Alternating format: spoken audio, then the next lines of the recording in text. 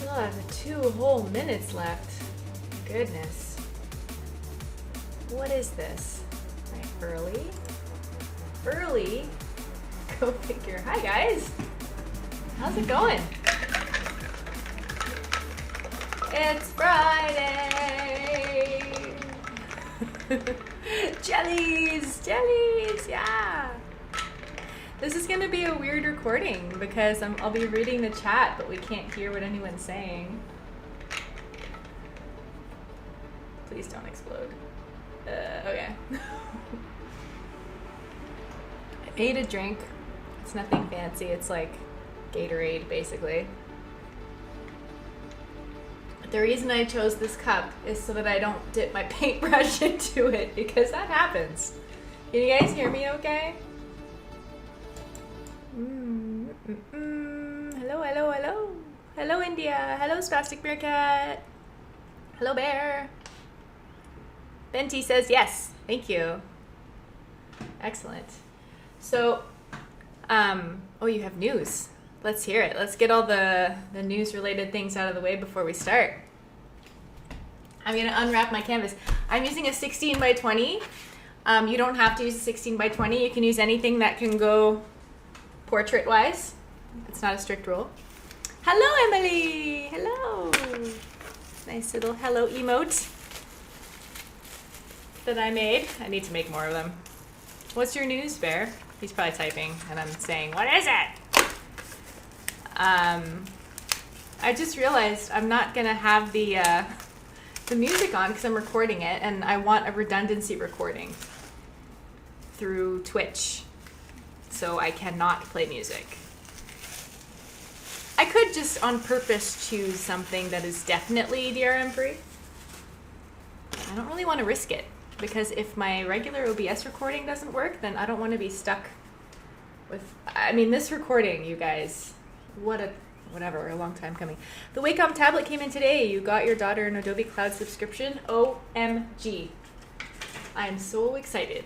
So excited for you guys. So I think that's 2 people we have interested in a Photoshop class for kids. Although I don't think I'll be like strictly catering it to children. I think it'll be something that is just really chill, really easy. Actually, my daughter's been using Photoshop too, and I have her in mind when doing that. But that's exciting, super exciting. Has she played with it a bunch already?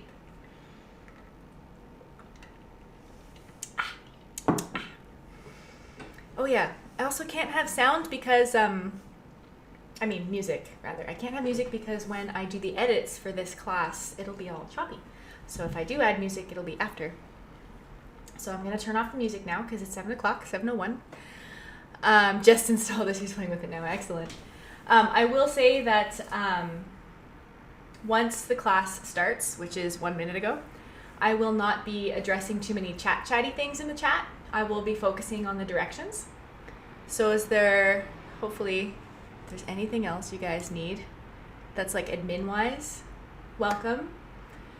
Oh, let's turn off the music. Yes, that's what I wanted to do.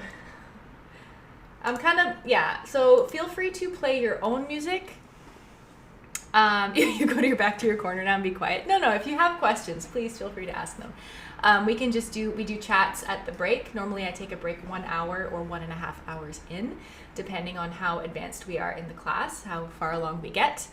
Welcome everybody to the Jellyfish in Acrylics class. This is the second take on it. We recorded it about a month ago and the audio did not take on. So not only that, but the video was so huge, I couldn't even edit it.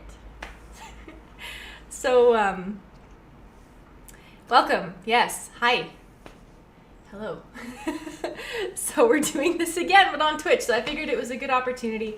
Thank you so much for hanging out.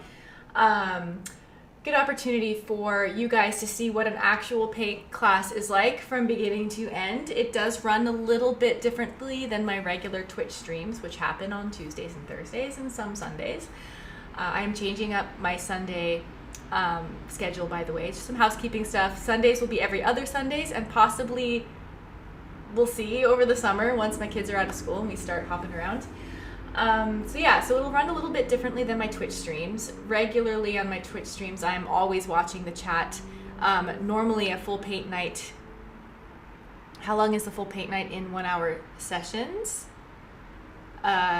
Typically the paint nights last 2 hours, sometimes more, but it depends on how chatty we are, to be honest. Like right now, I should be starting. I really should have started streaming a bit, getting all the housekeeping stuff out of the way first. Normally it's 2 hours. I aim for 2 hours. You guys will be free at 9.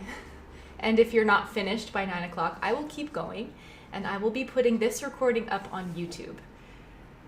Try to follow the whole thing, but you might get too tired. No worries. Yeah, because this is like free class Twitch, you can check the you'll be able to check the recording on Twitch. If you're chatting in here, it means you have an account. I mean, I don't know if you need an account to look at recordings, but if you cannot finish the class tonight, which can happen, and it's totally fine. Everyone, all skill levels are welcome.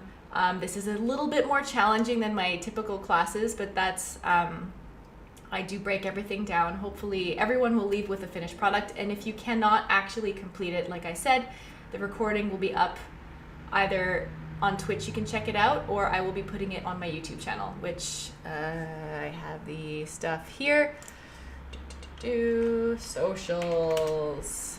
Look at that command in the chat. It's so good. All right.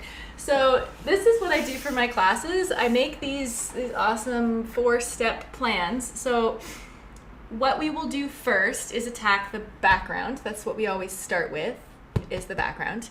And then we move into this. And typically the subject, the first 2 panels, then is like halfway through the class. And then we take a break, let things dry, and then tackle the second half and the finishing touches. So for today, you will need a pre-made aqua paint, okay? The reason I say this is because I don't recommend trying to mix, if you're a beginner. If you have some experience mixing paints, then that's awesome. Then go ahead. I would say pre-mix a whole bunch of aqua toned paint. If you have it, that's great. The blue I'm using is an ultramarine blue. The reddish pink is a primary magenta. If you don't have primary magenta, I would say use pink or rose. There's Azo Rose. I'm using primary magenta in the Amsterdam brand because it's kind of more pinky. Don't use red. If you don't have, yeah, it's tricky because when we paint on top of a teal, if you're using like a really solid red, it might look weird. I don't know. Worst case, you can use orange instead. You can really swap out any of these colors to your liking. So, yes. Let's get started. So, like I said before, the canvas you choose to use does not have to be as large as mine. You can even do this digitally. If you're approaching it with, if you're doing it with a digital tool, such as a tablet or Photoshop or something like that, just make, oh wow, cars are noisy. Sorry, Milo. Milo is my cat. You want to say hi? You're already saying hi, aren't you? Ugh. She will be in and out, as well as my children may also be in and out. Love you. Okay, bye-bye. If you're using Photoshop, just start a new document that is not covered in cat hair. That is a print size, so a letter size, 8.5 by 11, and just leave it in portrait. You'll be good. But if you're using a canvas, I would recommend 8.5 by 11, 8 by 10, 11 by 14. I'm using 16 by 20 because you guys can see it. As far as the brushes I'll be using today, I am using a Filbert brush, which is a flat, rounded brush, okay? It's flat-ish. It was flat once. All right, and that's my filler. That's what we're gonna do the background. And I like the fact that it's rounded because it helps with some gestures, shapes, curvy things. You'll soon learn all of my great terminologies for things. It's great, you'll love it. And I would recommend having at least one small round pointed brush, okay? So we have, this is a size 5, I think. Anything that's around the size of your finger or smaller, basically your pinky finger or smaller, because that comes to a pointed tip. This will help, ooh, I didn't wash this properly. This will help with the details later on. All the squigglies. We need something pointed for the squigglies. What else before we start? You'll need water, possibly something like a paper towel or something. Yeah, and that's about it. I think I also have an intermediary size. If you have a medium flat, I like to use this one. It's a lot like my big flat brush. It's also a filbert. It's flat and it's rounded. If you don't have rounded brushes, don't freak out, okay? We can do everything, we can do anything as long as you can use your fingers. It just might take a little longer. We got this, okay? Don't freak out. Where should we put this sample piece? I'll put it over here so I can see it. It's so weird not having music. Feel free to play music, you guys. Do what you gotta do. For my palette today, I'm just using a regular old plate from the dollar store. The first color I'm gonna put on my palette is white and the aqua color, okay? So the aqua color I'm using is by Wallix. It's a student. Whoa, the student colors are totally cool. This is a turquoise, sorry, teal, turquoise, same kind of thing. Is that a hand-raising emote? Is that like, I have a question? All right, I use Menchie spoons to scoop out my paint, by the way. It really works. This paint is really quite thick. Sorry, it's gonna be crazy loud for you guys. I don't ditch these. I'm gonna be continuing to scoop with them. So I just kind of put them on the lid to the side. Like so. I'm gonna grab that. Hopefully it doesn't dry while we're working. So on my super duper fancy high-tech plate from the dollar store. Oh, you're just cheering? Okay, good. I'll take cheers, that's great. Top left for this for now. And I'm gonna put the white as a neighbor on the top right. And I'm just grabbing about a tablespoon. Just about a tablespoon. Give or take a few teaspoons, I don't know.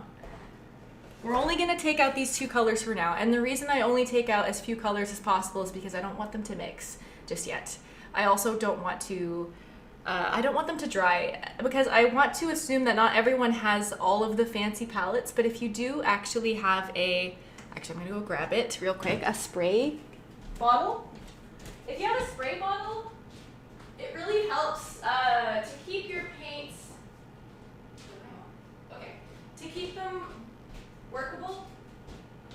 I have no idea how far that mic reaches, but yeah, so if you have a spray bottle, mine just happens to be right here. As you go, you can give it a spray if it gets a bit of a film on top. All right, cool. So keep that nearby. So the first brush we're going to use is whatever largest brush you have.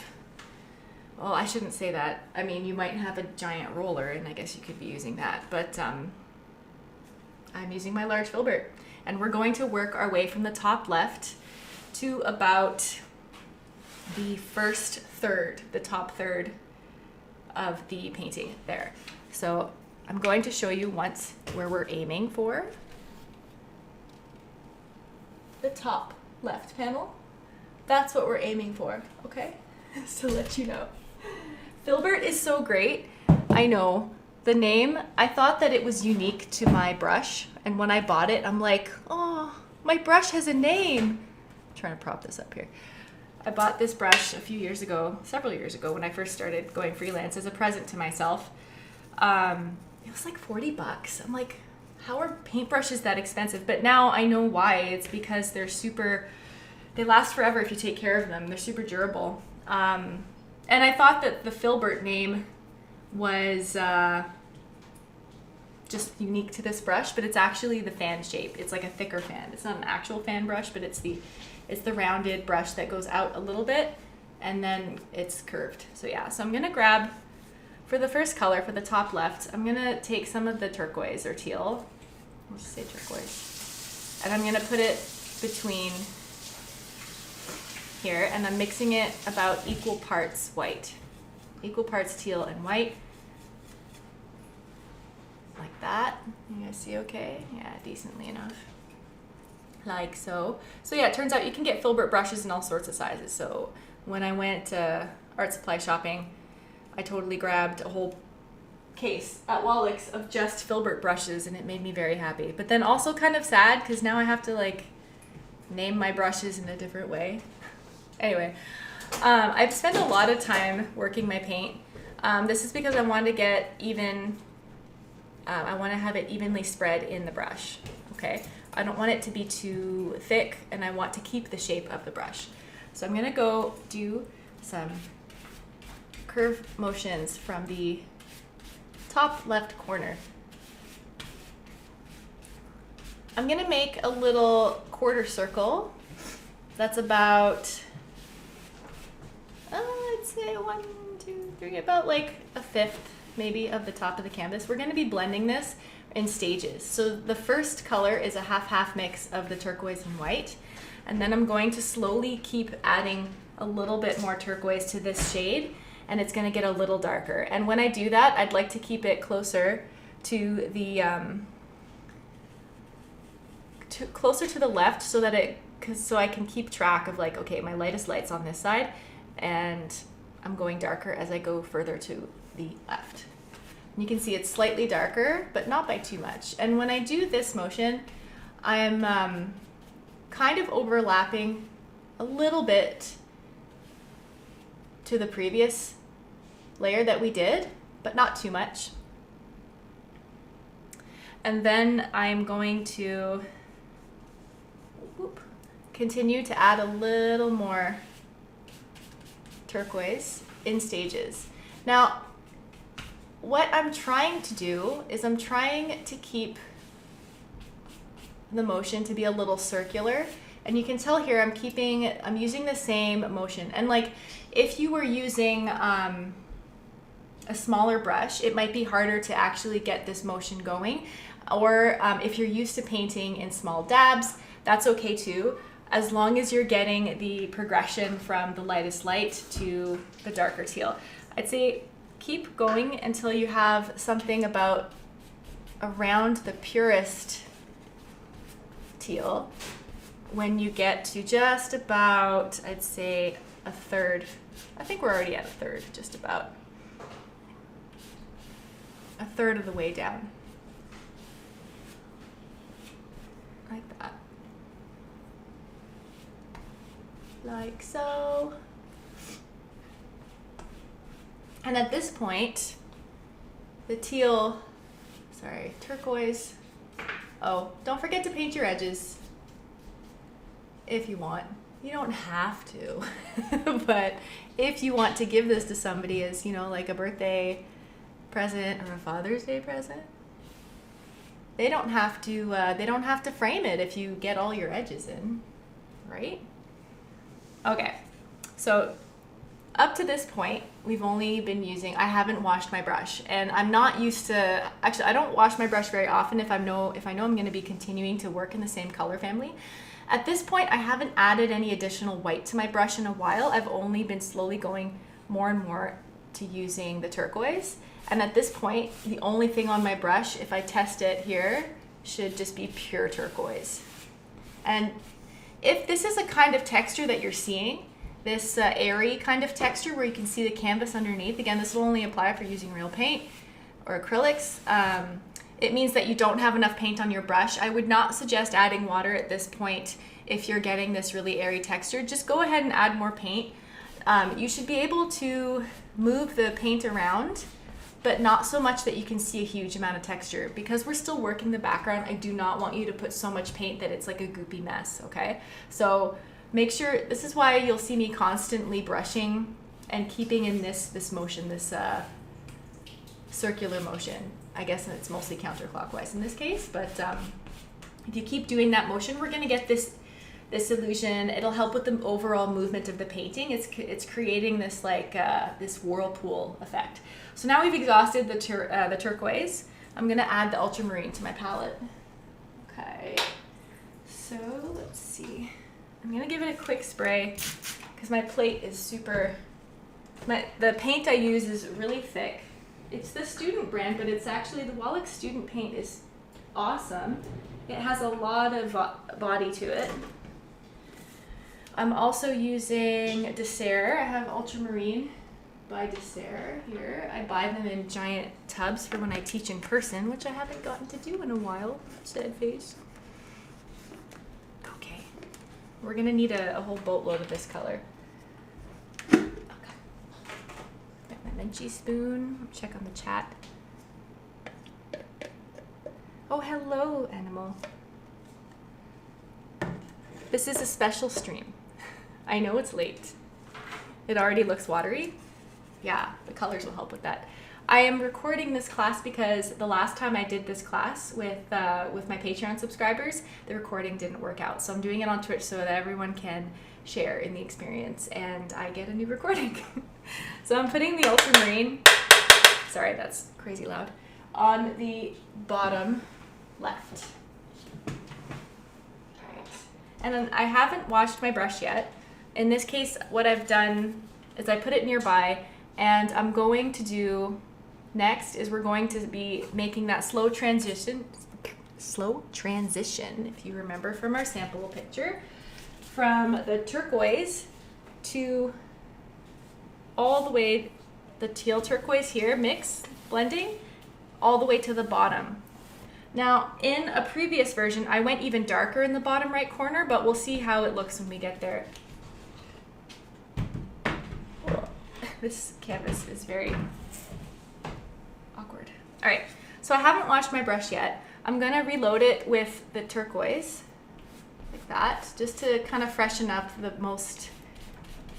latest layer here. And the reason for this is so that it becomes a little more pliable. I'm gonna add a little bit more than I need,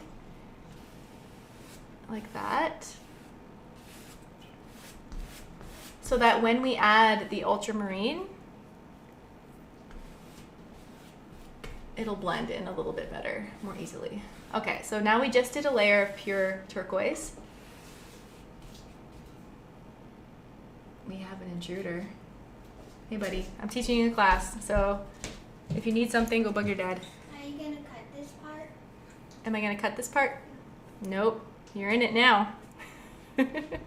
So I dipped my brush, just the end of it, into the ultramarine. I'm gonna make a little bit of a swatch here on the side.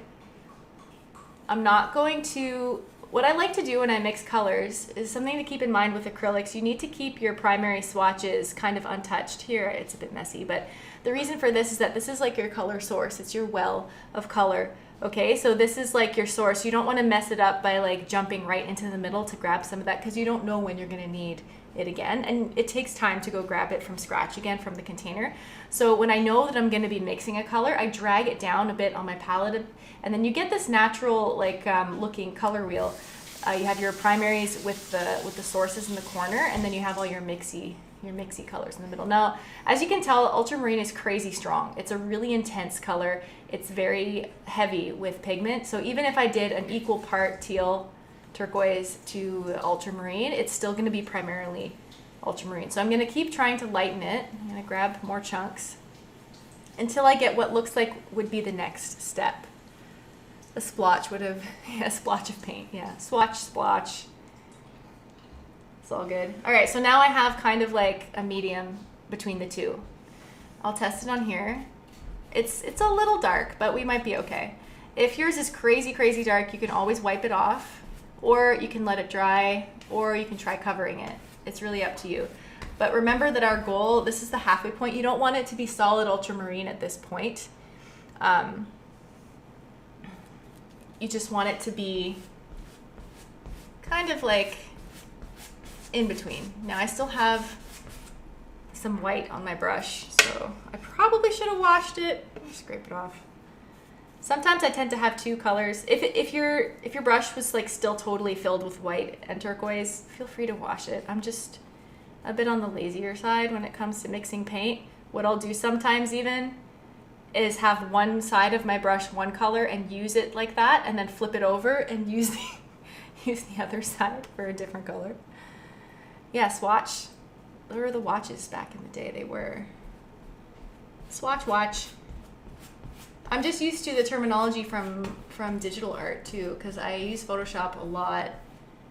And then I'm like, oh, where are my swatches? Now, if you find there's too much of a difference between these two colors, like there's a pretty noticeable line there, right? So I just brush without getting new paint. This is a technique of blending that it's just dry brushing, right? So there's very little paint on my brush, and I go back. I don't want to go too far back because there's quite a dark color on here.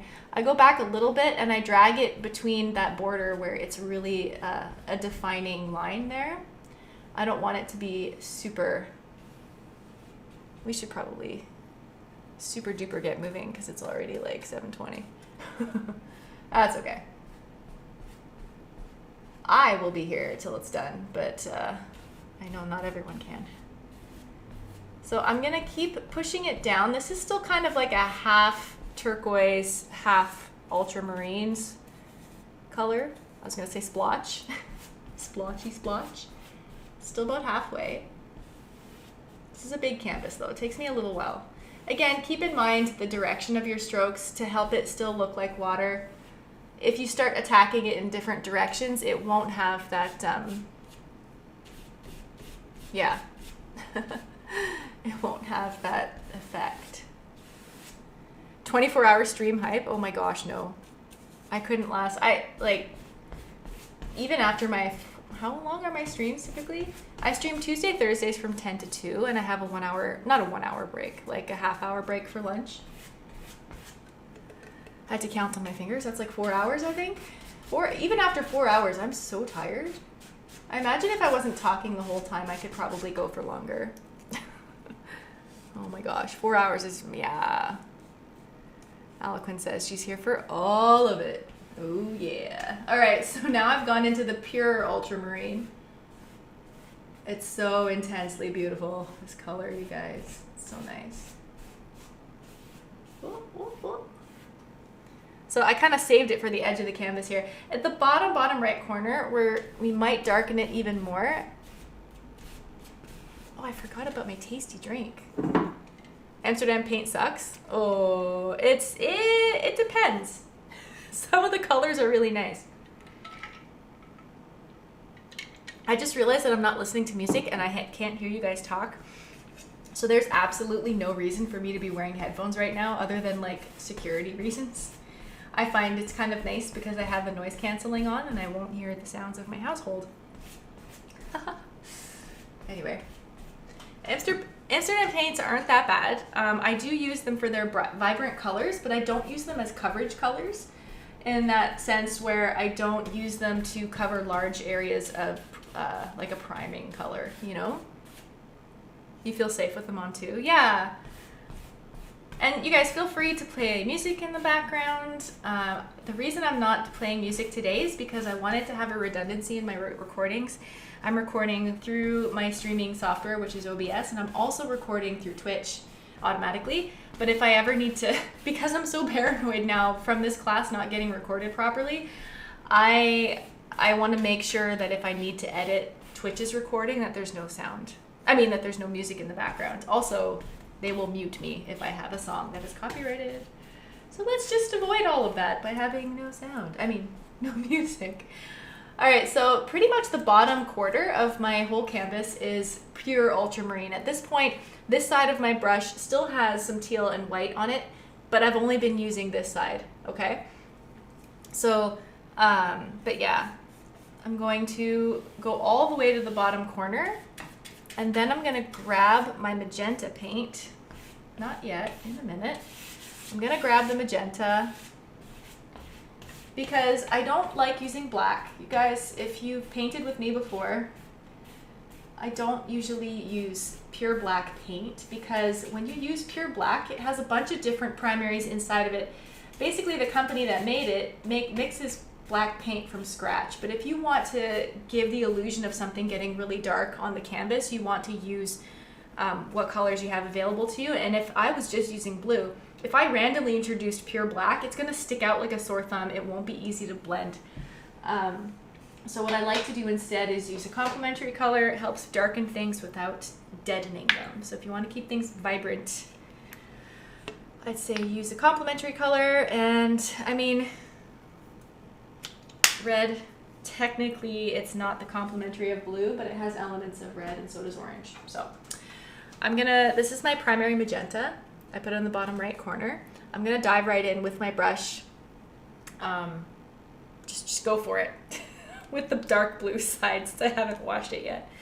Now what I'm doing here, you'll see right away, it's turning into this really beautiful purple.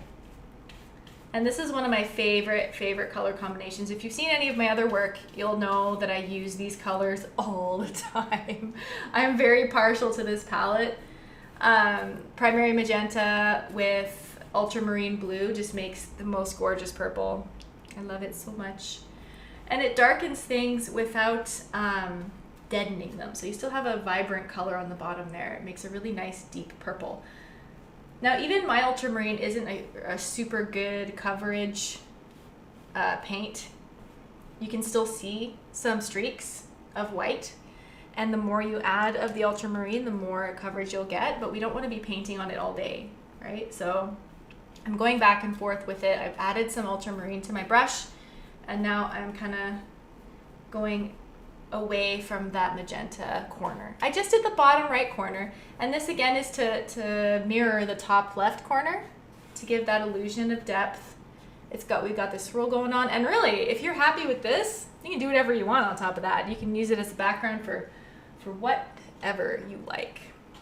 All right, so we are finished the first panel, you guys. Congrats, look at that. Whoop. It's like the same thing. Oh, I love these colors. Now we have to wait for it to dry. We don't have to wait too long.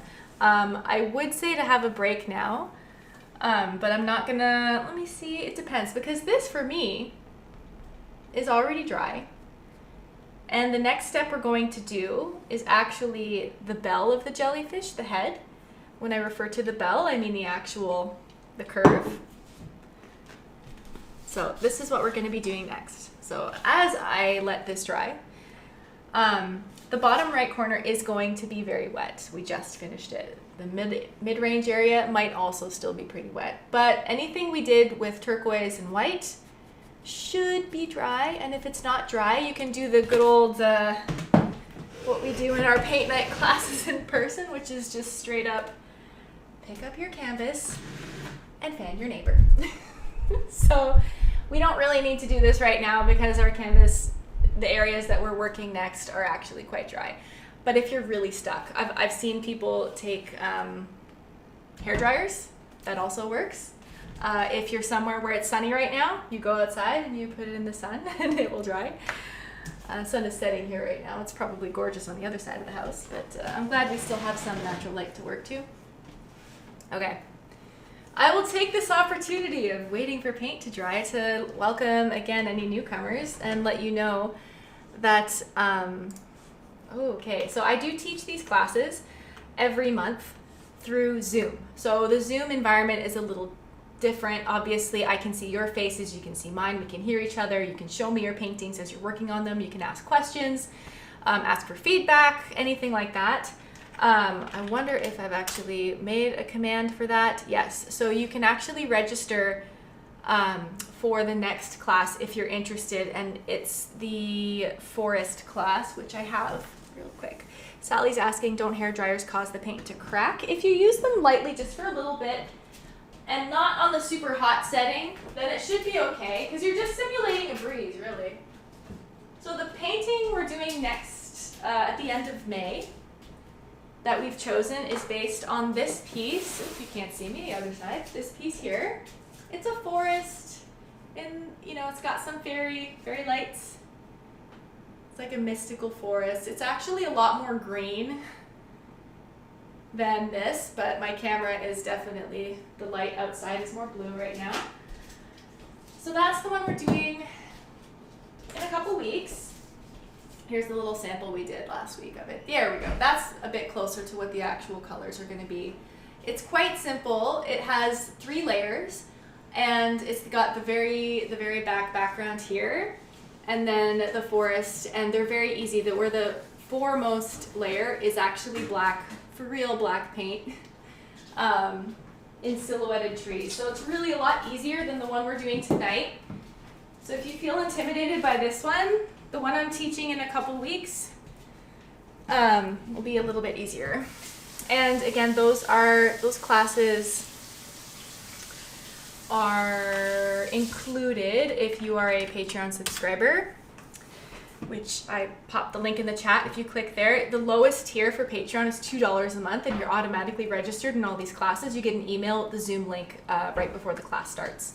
And there's a flyer posted normally a week in advance. Typically, the classes, again, they last about 2 hours. It's over Zoom.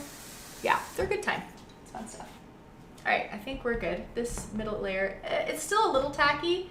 My finger comes away with a little bit of paint, but the next step that we're doing is actually not that bad.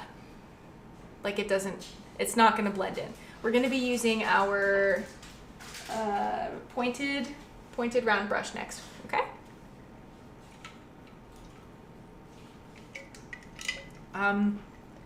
Pro tip, use a thermos when you're drinking your water or whatever you're drinking so that it's impossible to accidentally poison yourself.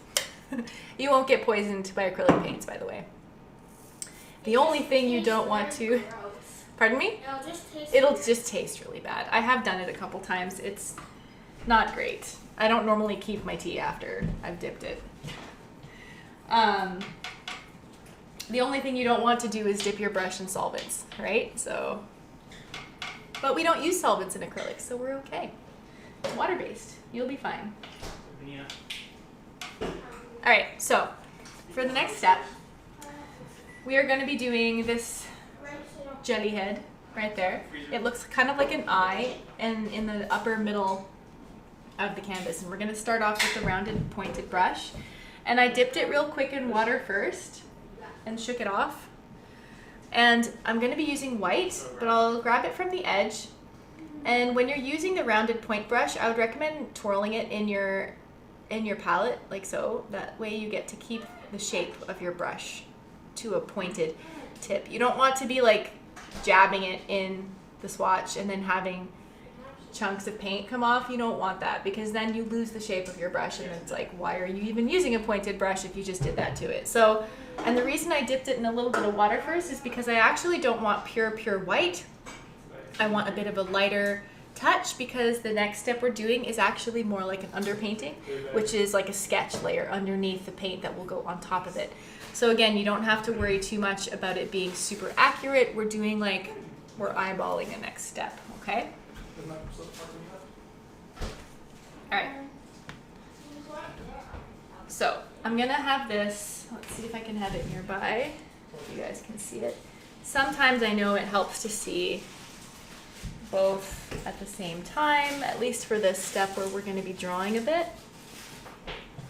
Will it stay up? It might. Yeah, it's not so bad. And I'm going to zoom in. And hopefully it doesn't fall down. We have family members getting dinner. All right.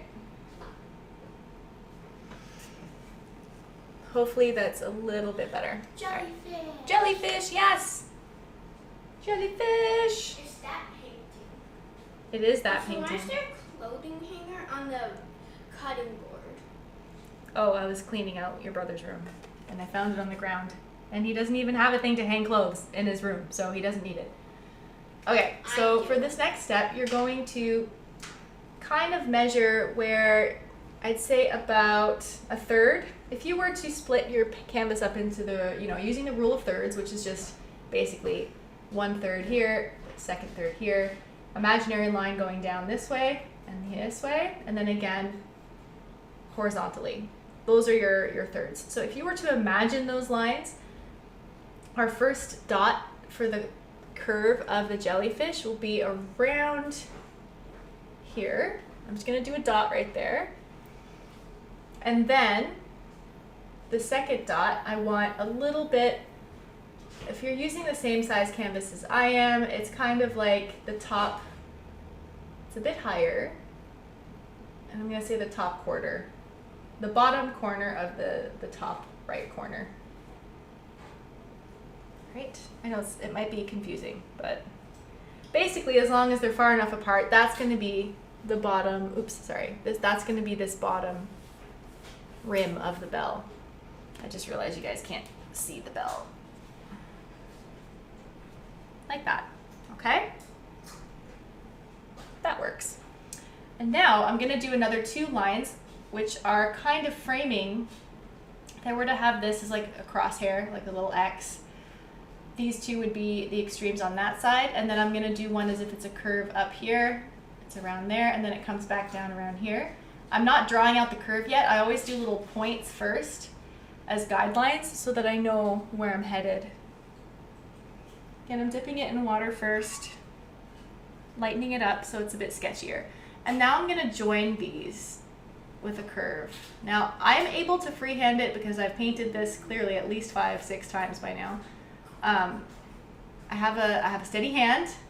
I'm not taking it for granted. I'm hoping you guys can forgive yourselves if you don't get it perfect on the first try. This is why it's a sketchy layer. It's supposed to look a bit ghosty, and that's totally fine. We're going to be painting over it. Just keep that in mind. This is a guide layer. Don't worry if it's all brush strokey. Brushy, yeah. Like it can be kind of feathery. I guess that's the right word. Brushy. There's gonna be a beeping noise because of the microwave. The microwave, that's okay, sweetie. 1 second. Thank you for warning me. All right, so that is the bottom rim of the bell. The top actual bell, it's about twice as high, maybe a little bit more. I'd say it's about twice. So like whatever the width is of the bell here, we're gonna double it and then use that as like a point like right there, okay? So that's the top of our little umbrella shape. So I'm gonna take these sides and join them. Again, if it's not perfect the first time, totally fine. I'm much better at curving from the bottom to the right because I'm right-handed. That curve going down to the right side from the left is a bit shakier. Okay, so it's very sketchy, and it's supposed to be. All right? It looks like an upside down bowl. It does look like a bowl, or maybe an umbrella, if I were to put in the insides. You'll see, it's gonna look more like an umbrella soon. Make the jellyfish tell you that you should make it like an umbrella. Because that's what you should think of. That's true. That's what you should visualize when we're painting this jellyfish bell. Visualize an umbrella and all the sections coming down from this top point. But don't put a top point there because then it will look like an umbrella. It's not supposed to be an umbrella. We don't want an if they want to paint an underwater umbrella, I'm okay with that. I can't stop them. They're at home painting. Okay, so now we're doing the, I don't actually know what the anatomy of the jellyfish is. The inside squishy stuff, very technical term. Basically what we're aiming for is it's kind of gonna look like an eye. So we're doing as if it were a sphere, taking up the whole inside. We're only gonna see the bottom half of it, okay? So it's gonna end up looking like this eye shape. So you can imagine the sphere is going to the inside. You can start by saying, okay, if you're freaking out, the bottom is gonna be here. Okay, we know that. And okay, let's divide this in 4. So 1, so the easiest thing to do first is half. Okay, so half is right there. We know half is middle. Middle is half, that's good. And then we know how to do a quarter by saying, okay, from here to here, half of half. Boop, right there, that's a quarter. And then the same on the other side. So now we have this shape here where it's 1, 2, 3 dots along this line. And now we have to curve it downwards. Now, if your first curve isn't great, like that, like mine wasn't, like if it's too straight like that, you can keep filling it out. It's better to go too small and then make it bigger than it is to have it way too big at first and then have to go back with a different color paint, right? Like that. I'm leaning on my canvas. I got paint on me already. It's okay. It's okay. I can't remember if we're filling this in or not. You can fill it in lightly. I'm just doing little strokes. I don't think it has to be filled in because we're gonna, actually, yeah, go ahead and fill it in. Go ahead and fill it in. But it doesn't have to be crazy, super dark, solid white. And it's actually picking up some of my ultramarine, and that's actually fine. It's totally fine. Like that. So now we have our floaty jelly. Next, we're going to be setting up the guidelines for our squiggles. Very technical, I know. So I don't want you guys to freak out too much about the squiggly things because even in the end, they end up being quite abstract. And so where you do them, I just have 3 primary ones. I start in the middle and I go all the way down and then to the left. And then I do a smaller one in front of it and then a bigger one behind it. All right, so the overall motion of these tentacles go from down in the bell and then curving downwards into this arc towards the bottom left. You definitely need to remember that. Yeah, don't worry too much about the, I don't know, anything. Don't worry about anything. It's paint, guys. Don't take yourselves too seriously. You should be having fun. You shouldn't have to worry about what it looks like, and you can always paint over it. Oh my goodness, I paint over so many canvases. I always ask if anyone wants something before I paint over it because I never know. I'm like, oh, I don't need that. I need the canvas for my next class. And then I'll be like, does anyone want this before I paint over it? And sometimes they will, and sometimes they won't. All right, so the curves for the tentacles. There is a very technical, non-technical term for these. A tentacle term, yes, thank you.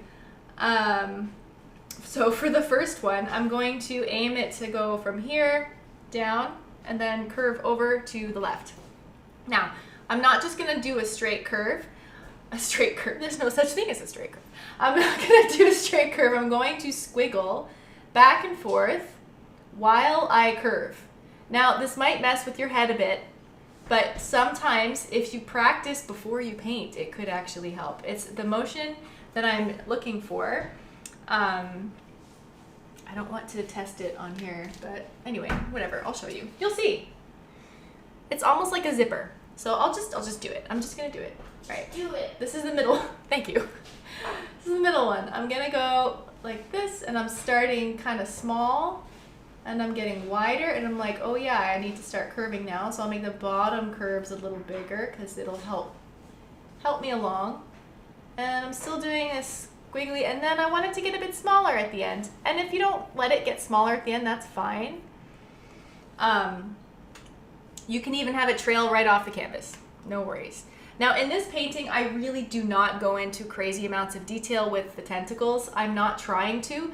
In other paintings that I have done, I'm just making this a little bit more defined.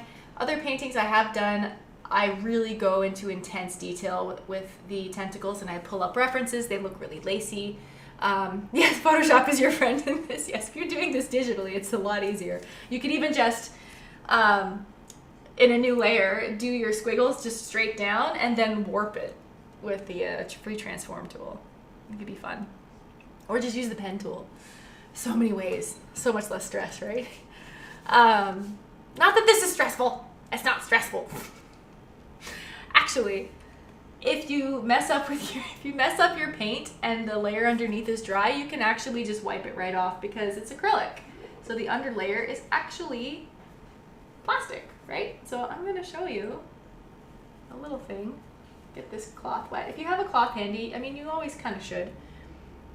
So if you like, oh no, I got a bunch of paint in the wrong place, you can just wipe it off, really, like, because it's acrylic. And the layer underneath is dry, so it comes off, which is nice. If the layer underneath was not dry, both layers would come off. But then you just paint over it. But don't touch it, it's wet. Wait till it dries before you paint over anything, okay guys? Just be patient, it will dry. If you want to learn patience, try painting in oils. 4 weeks and my palette isn't dry yet, eh? 4 weeks, my cadmium reds, still like butter, like the day I poured them. Anyway, let's talk more paint. Next tentacle-y layer is the same thing. I'm just kind of squishing them up together. They're friends. All the way down. This one I'll end a little earlier. And the one closer to the left side, wow, my sample is super messy.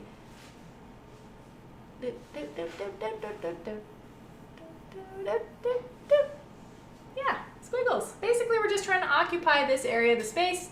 Doesn't have to be crazy detailed. It's like a suggestion.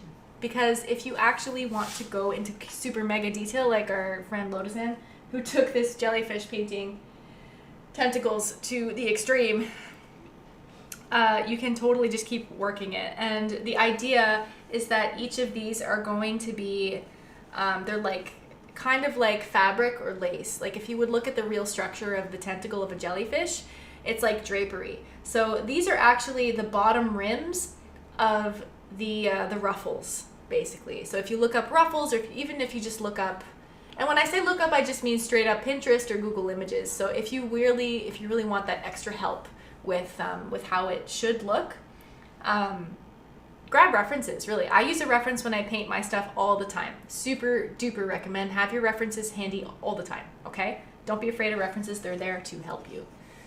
All right, quick spray because my stuff is getting a bit dry. Don't spray too much or it'll start to drip. Okay, so next, yay, we're finally going to switch to a different color. So we're gonna keep this brush. I'm gonna wash my rounded pointed brush and we're gonna dip into the magenta again. Now we're gonna be starting the umbrella shape suggestion of the bell. Starting at the top point, we're going to extend down these sections. And I have 6 sections here. You can have more or less, it doesn't really matter. The only idea is that they be evenly spaced and evenly done, okay? It said in the book that someone said he answered without answering. Well, that's silly. How's that even possible? So I'm grabbing some pure magenta and now we're kind of completing our color wheel here, where it's gonna go between, well, magenta and white. I'm gonna grab that there. So I'm gonna mix these two together and we're going to, it's about halfway, let's say. Maybe more on the white side. So the reason I'm starting with a lighter color, we're gonna fade a bit as we go down. So the idea being that this is our light source in the painting, the top left. Oh yeah, for sure, you can see the final one. This is what it will look like.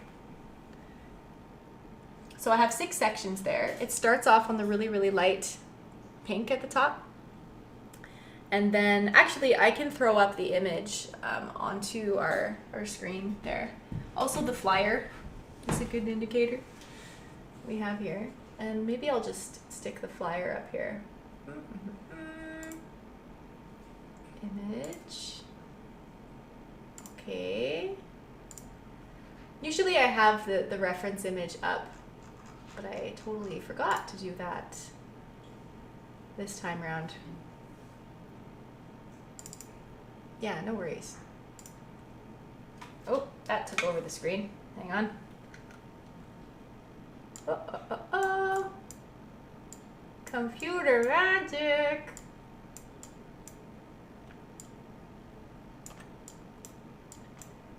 Believe it or not, these are actually the same colors, but on my camera they look totally different. Massive jelly. There we go. So I'm going to keep this in the bottom corner so you have an idea of where we're going. Cool? Hopefully that works. Massive. Yum yum. Everybody okay? Any questions?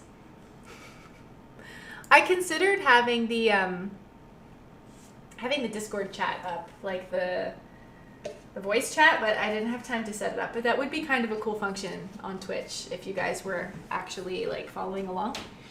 You could just blurt out questions and I wouldn't have to read the chat. That's all good. All right, so we have our light pink and we're going to be extending these down.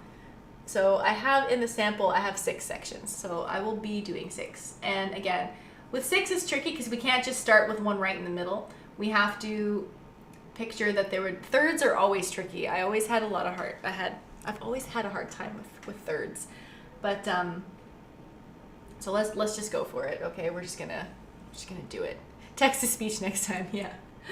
All right. So okay, before I make this first stroke, what I'm doing with this brush, with this pointed round. Oh wow, you can't see my palette anymore. There's a giant jellyfish in the way. What I'm doing with this pointed round is I'm going to start with a lighter stroke, and then I'm gonna progressively put more pressure on it. And what that will do is it's going to create kind of like we can use art hangs anytime. Oh yeah, totally. I think Discord is super, actually, I'll just pop the thing in there. La la la, if you want to chat, continue the conversation after, you can always join our Discord channel, art hangs. Discord is kind of like Facebook Messenger without all the noise, because you could separate things into channels. Okay, so what I was trying to say as I was trying to orient myself. Right, so thin, light-handed pressure, and then progressively pressing harder and harder, and see how it fans out like that? Look how nice. A good brush will do that and hold its shape, and then you let go and you have a nice little teardrop shape. It's a bit of a shortcut. You can see a lot of people on online who really take advantage of the final brush shape and its full extended posture compared to its beginning one, because you can do all sorts of things with a pointed brush. Anyway, instead of having to actually trace out that shape, this little teardrop shape comes in super handy for all sorts of shapes and pictures. The only thing is you have to kind of reload your brush afterwards. You have to roll it around in the paint again to get the paint evenly spread out all over it, because otherwise you'll end up with all the paint kind of spread out onto one side. All right, that's enough chatting. Okay, so for the first one, I'm going to start light and I'm going to push down like that. There's one. And I'm gonna mirror it on the other side. And now keep in mind, when you push it all the way down, your thing might extend. It might go over your outline. That's okay, because this is just a underpainting. Thank you. Underpainting. So go lightly down and then push as you get to the bottom. That one was a bit messier, but who cares? You can always touch it up, like I'm doing now. And they're not even, so I'm going to make them a bit more even. Whoop. Beautiful. We have 2. I don't think we're gonna fit 4 more in there, but we can try. So yeah, if you think of it as an umbrella, you can picture. They're really wonky. Okay. These are the sections of your umbrella, okay? So it's like the top pin, and then each section comes down and goes around the circumference of the jetty. We're still using like a middle ground pink. I'm totally gonna touch it up after. That's okay.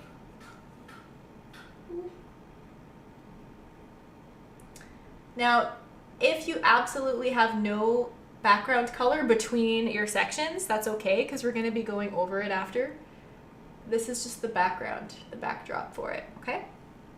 That's the first layer. Now I'm going to mix a medium pink, kind of the 2 here, and I'm going to darken the bottoms about halfway up, like that, like so.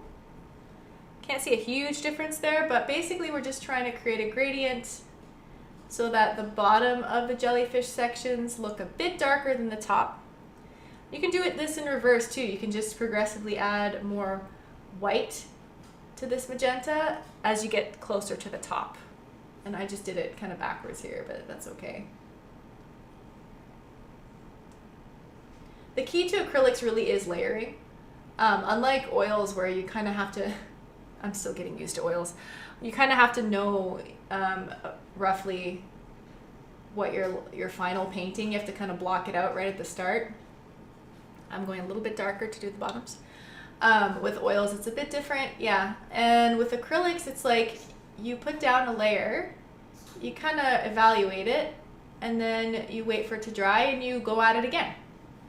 And the nice thing about acrylics is that the previous layer doesn't always dictate what your next layer will look like. Whereas if you tried to do that with oils, you might end up with a big, muddy mess because your previous layer needs weeks to dry, not seconds, you know? So acrylics are nice for that. So I've made a very rough gradient, you guys. This is like super chunky, but you know, it's all good. Hello, Musing Lounge. Welcome, welcome. I'm streaming at this time slot because I'm doing a class. So I don't normally do my classes on Twitch. I normally do them on Zoom, and it's through my Patreon Patreon subscription. But today I decided to do it on Twitch so that everyone can see what my paint classes are like. And it's being recorded, and I'll be able to distribute it again later on. So yeah, hi, welcome. All right, so the next step we're gonna do is the inside, kind of the opposite of the jelly. You can see it in the sample. In my demo piece here, it's kind of like if we had the teardrops coming from the top of the bell before. Now they're coming from the bottom, and there are only 5 sections in my demo piece, and in the flyer piece there are only 5 sections as well. Yeah, feel free to chat, you guys. I am reading it. It's right in front of me. I just, unless you're all hard at work painting, which I hope you are. And if you're not, that's okay too. Everything's okay. Oh, my palette's drying up. Okay, so I'm mixing a light magenta again with the rounded brush. Yeah, acrylics dry mega fast. Yeah, they dry in seconds sometimes, depending on how thickly you apply it, really. I'm mixing the color, and then you can't even see what I'm doing because that picture there, I have to get used to that. There we go. So I have a lighter, I've renewed this kind of bubblegum pink again. I'm gonna start from the bottom and push to the top halfway there. Not halfway, I mean halfway, like up to the rim there. So I'm doing the sides first again. They're roughly the same size as the ones we did earlier. Grab some more paint. And then do the other 2. And then I actually have room for one nice one in the middle. It's so satisfying when there's one right dead center, like that. Again, I'm using the shape of the brush. I go lightly to start, and I push harder, and then it exposes this full circumference of the bristles, right? Yeah, taking care of your brushes is so important with acrylics. You have to wash them immediately after. You can also get a brush restorer. I have one somewhere. You buy them at any art supply store. Wallach's has them. A brush restorer, you soak your brush, your seemingly damaged brush forever, into the restorer, and overnight. Just make sure it's lying at an angle that doesn't deform the bristles while it's soaking. And then you'll be able to wipe off the acrylics. With oil paints, it's a lot more forgiving because it's an organic oil-based product. So when it takes much longer for the paint to dry on your brushes with oils. And the restorer tends to work a bit better with the oil paints, but it still works with acrylics. I've saved a lot of brushes from complete annihilation with this stuff. Just look up brush restorer, or it works for acrylics and oils. You let it sit overnight. You softly wash it out, and I mean like you're babying it, right?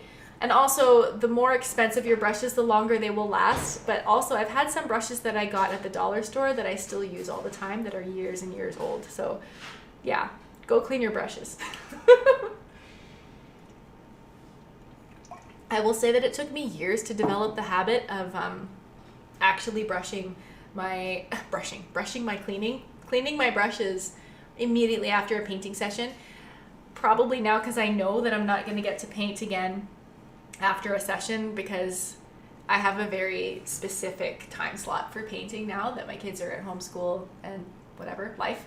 So it's normally just when I'm streaming, right? So I know that I leave myself an extra 15 minutes at the end of my stream. I'm telling you this, it took me 5 years to get disciplined enough to do this, but it's worth it. Now it's like part of my stream. I'm listening to the music, I wash my brushes, and I make a routine and a habit out of doing that. Let them dry flat. Don't dry them this way. You can dry them this way, but not many people have a stand to dry your brushes this way. If you let them dry flat, the water comes out the bottom and it's fine. If you let it dry this way, the water goes into the handle. Chances are your handle's made of wood and there's glue connecting connecting the bristles to the handle. The water soaks into the glue expands the wood, it kicks off your metal thing, and it flies off the next time you use it, and bristles fly out. So over time, and this is over a long time, this is if you keep your brushes for years and years. If you dry them flat or pointing down, they maintain their shape. The Masters Brush Cleaner and Preserver is also really good. Yes, that's for washing them out. What I was talking about was actually a much more intensely toxic liquid, which is clear. It's I don't know if it's an alcohol based, but it's a different brand. That the Masters one is really good. It's the thick cream, and you can you wash your brushes in that. It's like a conditioner. It's like waxy. I use dish soap on mine, detergent, not detergent, sorry, no detergent. Don't use detergent on your brushes. It takes all the oil out, especially if they're natural bristles, it'll destroy them. Use Sunlight or Ivory soap, use hand soap on your brushes. And if you don't have the Masters cleaner, just put some conditioner in at the end. It's hair. If you really think about it, bristles, especially these expensive ones, these fancy schmancies, they use hog hair, or they use different other, even the synthetic ones can benefit from some conditioner once in a while. I know that sounds really weird, but trust me, either that or some kind of oil is good too. The mineral spirits will dry out your stuff like nobody's business, but they are great for cleaning. Clean them with that and then condition them after. If you want them to stay, this one I've had for a couple years, and look how nice, it kept its shape, and I've used it a ton. Ooh. It just, once you start spending a lot of money on brushes, I'm not saying that you'll ever start, most of my brushes are these little whatevers I get at Wallach's or even the dollar store sometimes. These are Princeton ones. It doesn't matter what brand or how high quality. If you take proper care of them, they'll hold their shape longer. They'll just serve you better. I've been talking way too much. All right, let's paint. So our next step, we're done this panel. Yay, clapping, congratulations. The next panel is, looks like a lot. Okay, so now what we're doing is we're gonna outline. You can't see what I'm showing you.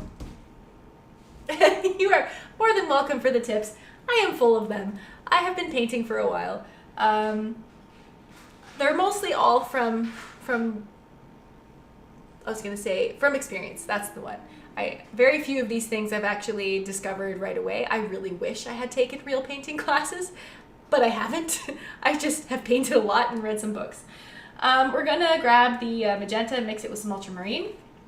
We're gonna trace these lovely little finger section things on the bell here, and then we're gonna do the same thing in the background, and then we're gonna pop them into the tentacles here. So that's the next step. So grab your pointed round, give it a wash, because we don't want white left over in here. So yeah, we're still using the same brush, the pointed round. If you're finding it too cumbersome, you can switch over to something a bit smaller, because we are going to be creeping into these little corners. Actually, I might grab a smaller brush if you have one. If you're working a small canvas and this is all you got, don't sweat it. You can always touch it up after. And if you're working digitally, it doesn't matter. Okay, so look at how pretty our plate is already. So we're gonna grab magenta. We're gonna make a nice, we're completing the color wheel. This makes me so happy. My ultramarine is pretty much dry. Again, for the amount of, to make a halfway color, I totally didn't explain it while I was mixing it. You only need a tiny dab of magenta, put it right next to it. No, wait, a big dab of magenta, sorry, put it in the middle, and then a tiny dab of ultramarine blue. And like we said before, the ultramarine is super intensely strong. It's very, the pigment is super concentrated, and it's not a super opaque paint. It's just wow, pigment. So there's a lot of color to it and not a lot of coverage, if that makes sense. So just adding a little bit to this magenta will really turn it into this deep purple right away. We're gonna keep this pure magenta ultramarine mix. It looks really dark. It might even look black, depending on what type of ultramarine or magenta you have. I'm gonna keep it in this, its natural state here. It's quite dark. If you wanna lighten it up after, you can add a bit of white. Yep. That's all I had to say about that. Okay, so for the first part, what I'm gonna do is, if you look at the sample image down there, the dark color that we're using now is the color of the bottom of these sections. It doesn't go all the way to the top. It goes right close to the top, but not all the way. So what we're doing is we're just extending the existing sections. I'm very lightly, yeah, see, it's already kind of messy, and that's okay. This is where I would say you might want to use a smaller brush, but I'm going very lightly at first, and then pushing down as I get lower, and then bringing it back up ever so slightly. There we go. It's a bit messy, it's okay. Okay. Now, if you're watching this on a desktop, or anything, really, a phone, an iPad, I would suggest full screening it just to get these little details. I can zoom in a little bit, but not too much more. Okay, so we're gonna do this to all the sections. And yes, it is okay to cover that line that we did at the beginning. That white circle we did, you can cover it. That's what underpaintings are for. They go under all your stuff. So I just did this, it almost looks like a little seashell pattern. You want to cover up any background paint that you had floating around in there. Like so. I'm even going to shorten my sections a bit. Like that. Now, when you get to the edge, you're like, well, what do I do over here? You have to visualize with me. You have to pretend it's reaching around. It's like a bowl, right? It's an upside down bowl, it's an umbrella. So we have these corners that we have to deal with, right? You're like, 3D, what do I do?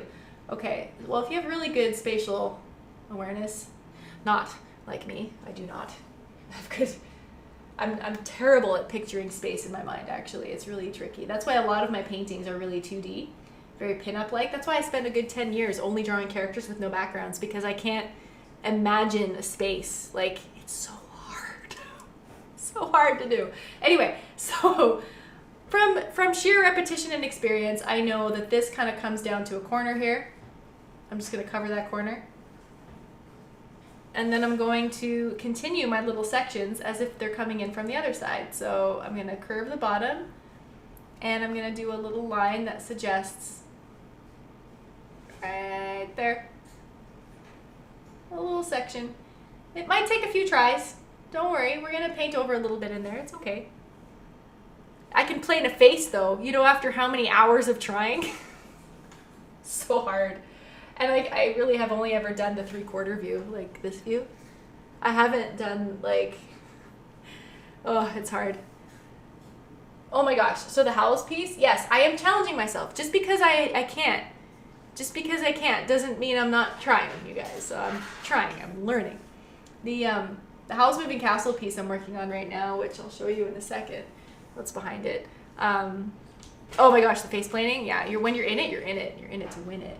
You're like, that's all you start seeing planes on things you never saw planes on before. I see planes on like leaves and like boxes and everything. I'm like, I wonder what the planes on that water bottle are. Yeah. It's great practice though, and what we mean by the planes of the face is like if you look up the Asaro, John Asaro head, like the sculpture. I don't have my sample piece anymore, but yes, you can say hi. Hi. They can hear you. Hi. Yeah. Mommy? Yeah. I didn't eat dinner. Can I have some? It's on the counter there. Can you heat it up? You can heat it up. Can you heat it up? You can ask your dad to heat it up. Yes, we all know. I left it for you there. It might still be warm, buddy. Go check.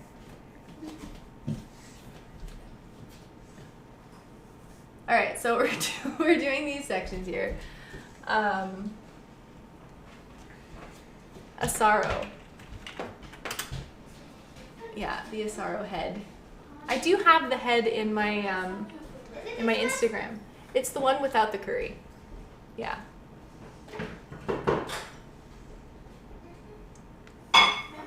Yeah. I'm gonna go to the party again. Yeah, tell Daddy. Okay. Maybe. But first I'm gonna get some water. All right. So these other sections, we're curving them. If you can picture, they also come from the top corner here. You have to kind of visualize this behind. It takes a little practice, but I think we can probably squeeze in. There, I was able to squeeze in more in my in the sample piece. I actually might thicken this. We'll put an extra section here, I think, later, because I want to make it a little wider. The Asaro is good, but not your favorite. Yeah, I think the there are a lot of references for facial planes for studies. I'm still very much getting the hang of it, but right now, yeah, Angel Ganab is really, really good. He has some great, I like his combination technique of, he combines the kind of like the Asaro head with, what's his face, the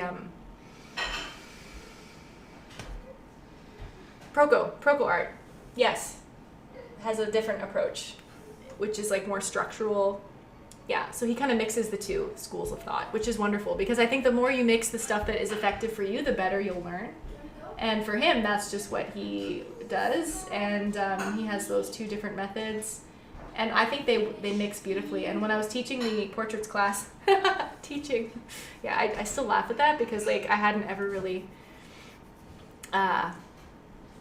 painted portraits, and they're like, hey, can you teach a portrait painting class? I'm like, I sure can, and I did. We all learned together. Anyway, I really want to take everything that I learned from there and do some classes, but I haven't quite, I have all the material. Oh, thank you. I had a lot of fun with it, for sure. I think that's what it was. And we were watching The Expanse at the time, and I painted Naomi. She's behind me. She's behind the cello. If you look, you can't really see, but she's there. Pardon? Oh, the Naomi's face behind the cello. I have the camera zoomed in on the painting right now, so you can't really see her, but she's there. Yeah, it was fun. I think I want to learn a little more first before I dive into teaching that kind of material again. There's so many things I want to teach. It's so much fun, because you learn so much about it when you have to explain it to others. Speaking of teaching, so we're doing the dark sections here. And as you can see, I'm being a little messy with it, because I know I can go back over it. This is like, this layer is kind of like, it's a structural layer. I'm gonna touch it up later. Okay, so the next little step I have here is darkening the tops of the tentacles where they join with the jellyfish head. So in no particular real order, I have it kind of linking the tentacles to the bell. So here, 1, 2, 3, we have 3 sections. So I have 1, 2 there, and then the third around here. Now this is where it gets a little bit abstract. I'm not gonna be too totally picky with this next step, because it can get pretty confusing. Again, about the tentacles, you kind of just have to go for it. It's not one of those things where you can do it really detailed in an hour. We will be taking a break in 15 minutes if you have to go potty or something. I know I do. Soon. So for this part, what I'm doing is I'm basically filling in the little sections of the tentacles where the folds happen. So it's kind of hard to explain, but basically anywhere that could catch paint, we're gonna put paint in. If it were a little cup, it could catch it like that. So basically these are gonna be the darker spots, the darker areas where the shading will happen for the ruffles. Now, if you look up some anatomy of clothing or ruffles or whatever, you might have an idea of where I'm going with this, but yes, I am filling all of them. Maybe not the very, very bottom ones, but... Oh, Bradley has a beer. What kind is it? Kitchissippi, yeah. You know there's a search result They're pretty good. that's so popular and random that it's actually... I prefer ciders or It's like berry beers. Fidget toy pack 20. So if you have some really large sections here, just fill it in. And I wouldn't be super picky about how it looks. If you are a bit of a control freak, then you're gonna just have to let go and either touch it up later, or you're just gonna have to accept that it's gonna be a bit messy, depending on how your tentacles are. And this is definitely a point where I let it get a little bit abstract. I'm not gonna go as it gets closer to the ends, I'm just doing a little dab. There we go. I'm also trying to catch up with myself, so we're at the right step very soon. All right, so if it looks something like this, you're on the right track, okay? We're just filling in these little areas. And if you look at the sample there, you'll see what I mean. We're gonna do a lighter blob next while it's still a bit light. I mean, workable. So that was our darkest color. So that's why it's in like the little crevice here, the darkest one. I'm gonna go ahead and mix more magenta and a touch of white. We still want it purpley though. So something between the magenta and the dark purple that we just had. I'm gonna grab, boop, a little bit of white. It doesn't lighten easily. Yeah, these bits. They're tricky. They are tricky. We're just gonna lighten them a little bit so that it's eventually gonna be, ooh, that's a lot of light. Maybe a little bit lower. We want it to be an even, there we go. Transition. What we're aiming for is to shade this area because it's going to be, it turns into white at the end. But again, we have so many of the sections, and depending on how tightly you did your tentacle swirlies, very technical terms. Oh, I shouldn't have mixed so much white. Yeah, I want it to blend, basically. Depending on how tightly you did the tentacle curves, you might be stuck doing this forever. So don't take it too seriously. Just do a quick dab of middle of the shading color here. It's a tricky step, it really is. Oops, I forgot that one. There we go. But basically what we end up doing is this is the inside shading color of all the ruffles. And then near the end, what we do is we outline it in white. And the white is very forgiving. It's a nice way to clean things up. So we're still in kind of messy underpainting stage. I'm just quickly going over all of them very lightly. If you're using Photoshop, I would say grab either the smudge tool to mix these two colors together, or just reduce the opacity of your brush. Personally, I'm not nuts about how the airbrush looks in general, but it is a good handy tool for these little mini gradients. You just do a little right there, you know, it'll help ease that blending over. There we go. So that's pretty much all of them. Now, since I still have a magenta, purpley, whatever, I'm gonna wash my brush anyway. I'm gonna touch up some of the, while I'm still using magenta, I'm gonna touch up some of the areas here. And for that, I'm gonna remix my magenta and white. Oh, Milo's complaining. Someone must have closed a door on her. She's so cute. All right, so for this, I'm just going to tidy up my lines here. And for this, I just mixed a middle color. Again, if you're using Photoshop, it's as simple as just eyedropper tool. But for painting, I just kind of have to eyeball it. And I kind of, okay, that's roughly the right color, so it's okay. The hardest part with acrylics is really color matching. It becomes such an important skill, how to match your colors that you've already mixed, that you've already laid down. It's really hard, so don't get discouraged. It takes years of practice. Sometimes the shortcut is just to choose colors you really like right out of the tube, or what you can do is just when you have a color that you really like, mix a ton of it and put it in a small container. Sometimes I do that when I'm working with murals. So like on a mural, I'll limit myself to say 10 colors or 5 colors, even better. And then I know that I have the source colors in a jar somewhere because I've already mixed them. It's like buying a can of paint you know, and then knowing you have that original color somewhere. You don't have to mix it all over again. So it's super handy to pre-mix some colors when you're using acrylics, especially if you know that you're going to use them a lot. All right, I'm going with almost pure white for the top here, just touching it up. We are just getting close to 8:30. I'm a bit late for a break today. Normally I go an hour in, but I think we'll just finish up this little section here and then we'll take a break from 8:20, whatever it is now. Hello, Lotusan, welcome. Welcome to the chat. We are doing our jellies. I hope you are doing well. Chat's quiet, but we have a lot of new people listening in, hopefully absorbing by osmosis, and all the jelly vibes, the good stuff.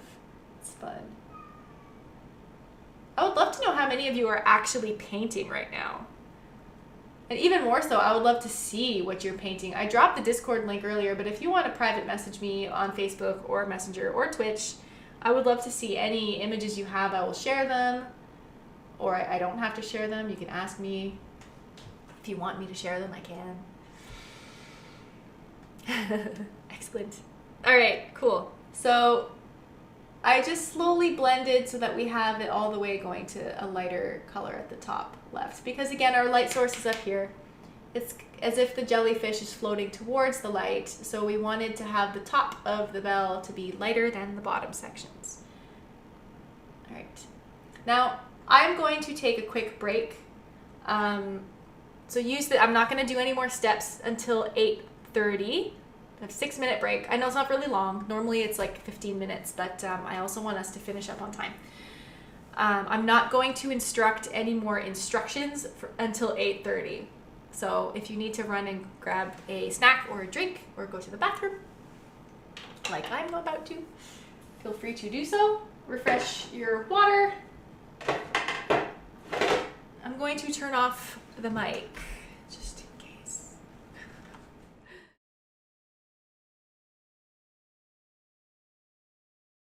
Okay, let's keep painting.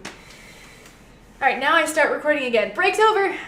Okay, so next we are going to be doing the little sections, just going into a little more detail and making these a little bit more shiny. So they're the insides, and I'm using the turquoise. If you have a ton of background color still showing, you might. And here you do, right? I do anyway, a little bit. But it's not very clean, and some of the underpainting has kind of snuck through it. So we don't want that. We're gonna tidy it up a bit. So we're gonna grab our small brush again, gonna mix up that first color we did, the teal with white mix, and we're going to work it at the bottom, and then work our way darker towards the inside of the bell. Okay, so wash your smallest brush. Get that ready to go. And if your turquoise is like super dead and dry and you want to revive it, just spray mine a little bit. I'm just using a plastic plate. This is nothing fancy. Normally I use my wet, Stay Wet palette. Yeah, and it's super, super handy. I can't show you because it's buried in a bunch of stuff right now, but I'm actually gonna grab a teeny tiny brush for this. This is a size 6. It's kind of like a filbert, but it's not. So I'm mixing that halfway point. I think I was in the middle of saying something else. What was I saying? Yeah, you don't need a fancy palette. I'm using a plate from the dollar store. I like to use this plate from the dollar store when I'm teaching because I want to show you guys that you can, ooh, I'm dripping on myself. I want to show you that I'm dripping on myself. I want to show you that you don't need fancy stuff to do this, okay? You can use a tin plate, you can use a container, you can use your arm. I don't care, right? It's acrylic, it won't hurt you. It will dry. And you know what? I will give you one more tip before I start painting. If you're using a plastic plate, and you're at the end of the night and you're finished painting and you need to wash it, don't wash it right away, okay? I want you to let it completely dry on your plastic plate, okay? That might sound weird, I want you to let it just dry, just like turn to rock, okay? Just let it dry. And then the plastic plate, I want you to put it in water, and I want you to soak it overnight, because you know what happens then is the plastic paint will, okay, once it's completely dry, and then you soak it overnight, it reabsorbs it, but the paint holds its shape. Now this is really cool. I've only learned this recently, and I'm sharing it with you guys because it will help save the environment. It reabsorbs the water, but the paint, if you have enough on there, it holds its shape, and you can peel the entire thing off in one go, or at least a few goes. But it's so much better, okay? It's so much better than rinsing all of this down into your sink, into the water system, okay? You don't want to be mixing paint down your sink. It happens, you wash your brushes, I get it. I've mixed gallons of paint in my lifetime. But I found this, if you let it soak overnight, you peel it off, you throw that peeled garbage, you throw it into the garbage can, and then you have water, okay? So I'm just telling you this. I don't want you to put acrylic paint down your sink if you can help it. It's also a fun, lazy way. Wash your brush though. Wash your brush right away with soap and water. But let this dry and then soak it overnight, okay? Peel off the paint, save your plate, save the environment. All right, I'm done. Off my soapbox. Okay, so the next color we're mixing is the original super light turquoise, which is half-half, equal parts white and turquoise. I'm just kind of matching the previous swatch I had sitting there, but it's fresh paint now, and this is completely dry. But I'm matching the color, which is nice. Keep in mind, if you're not used to acrylics, they dry a good 10% darker than the original. So like, if you paint with acrylics, it's going to dry darker. Look how dark this is now. I don't know if you've noticed, but it's almost black, right? If I were to add a little bit of white while it was still wet, it would turn into like a nice purpley pink. But even here, see how dark it gets? And down here where we added a touch of magenta and it was like that lively purple, now it's almost black. Okay, so acrylic dries way darker than you think. Sometimes it's good to test it before you go nuts with that.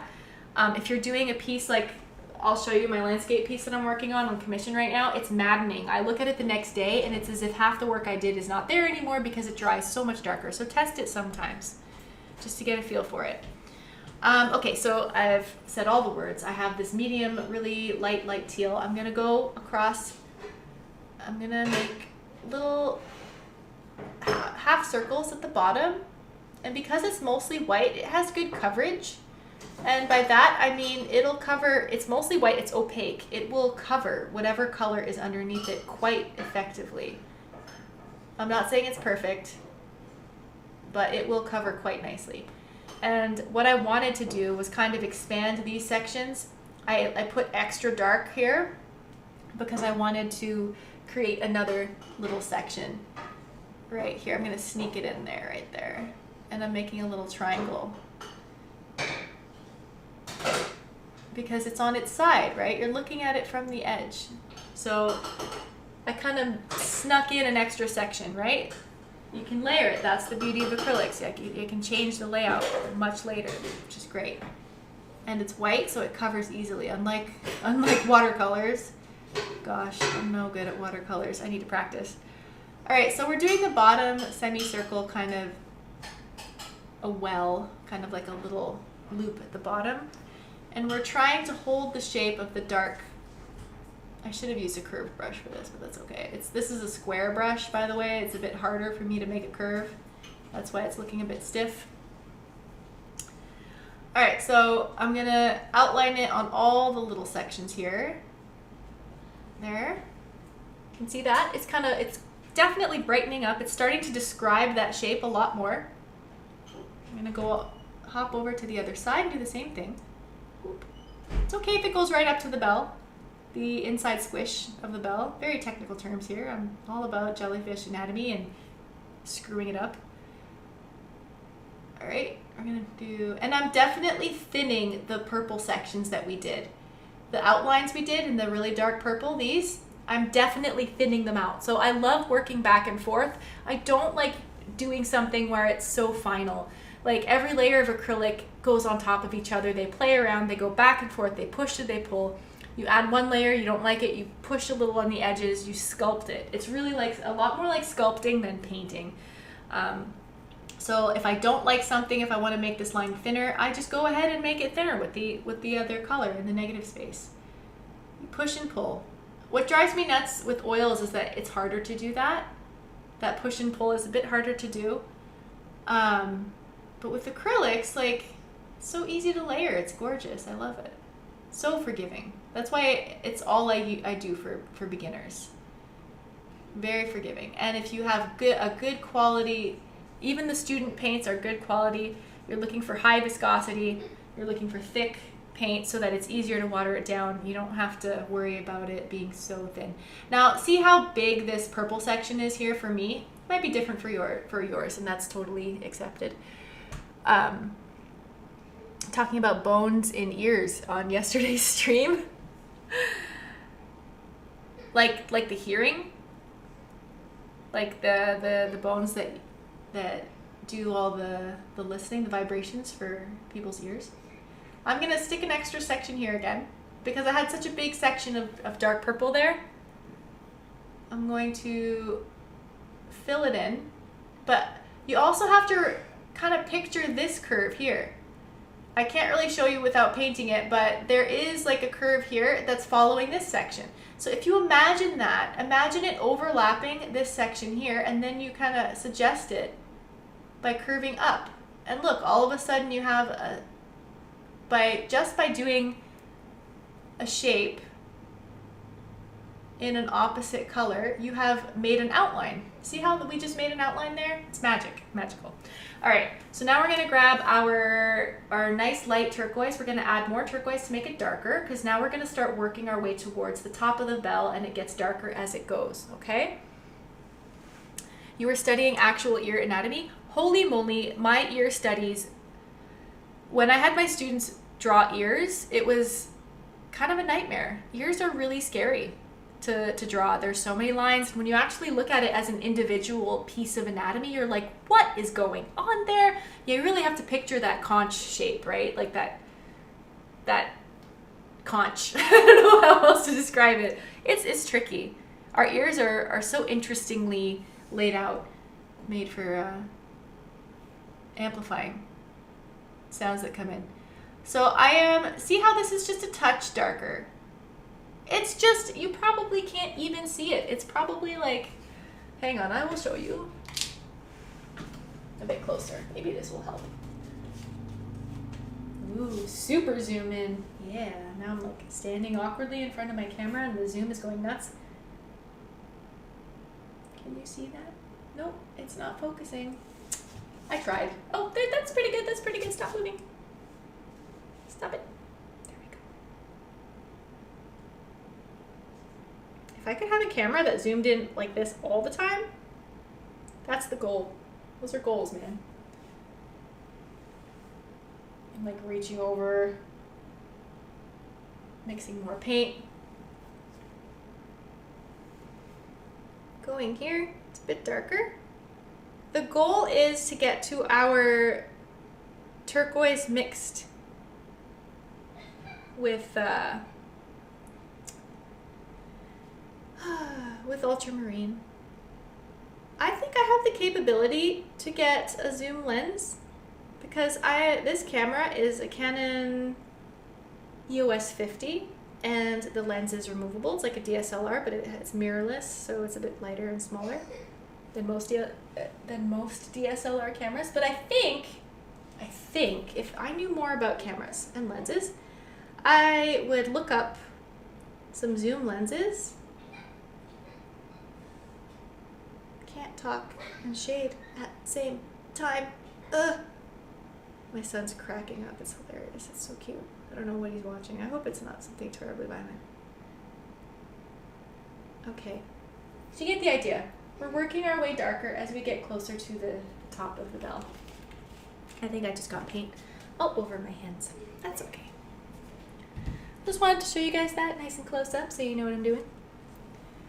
So a zoom lens, yeah, for this camera would be great. It's actually quite good at zooming in quite a bit.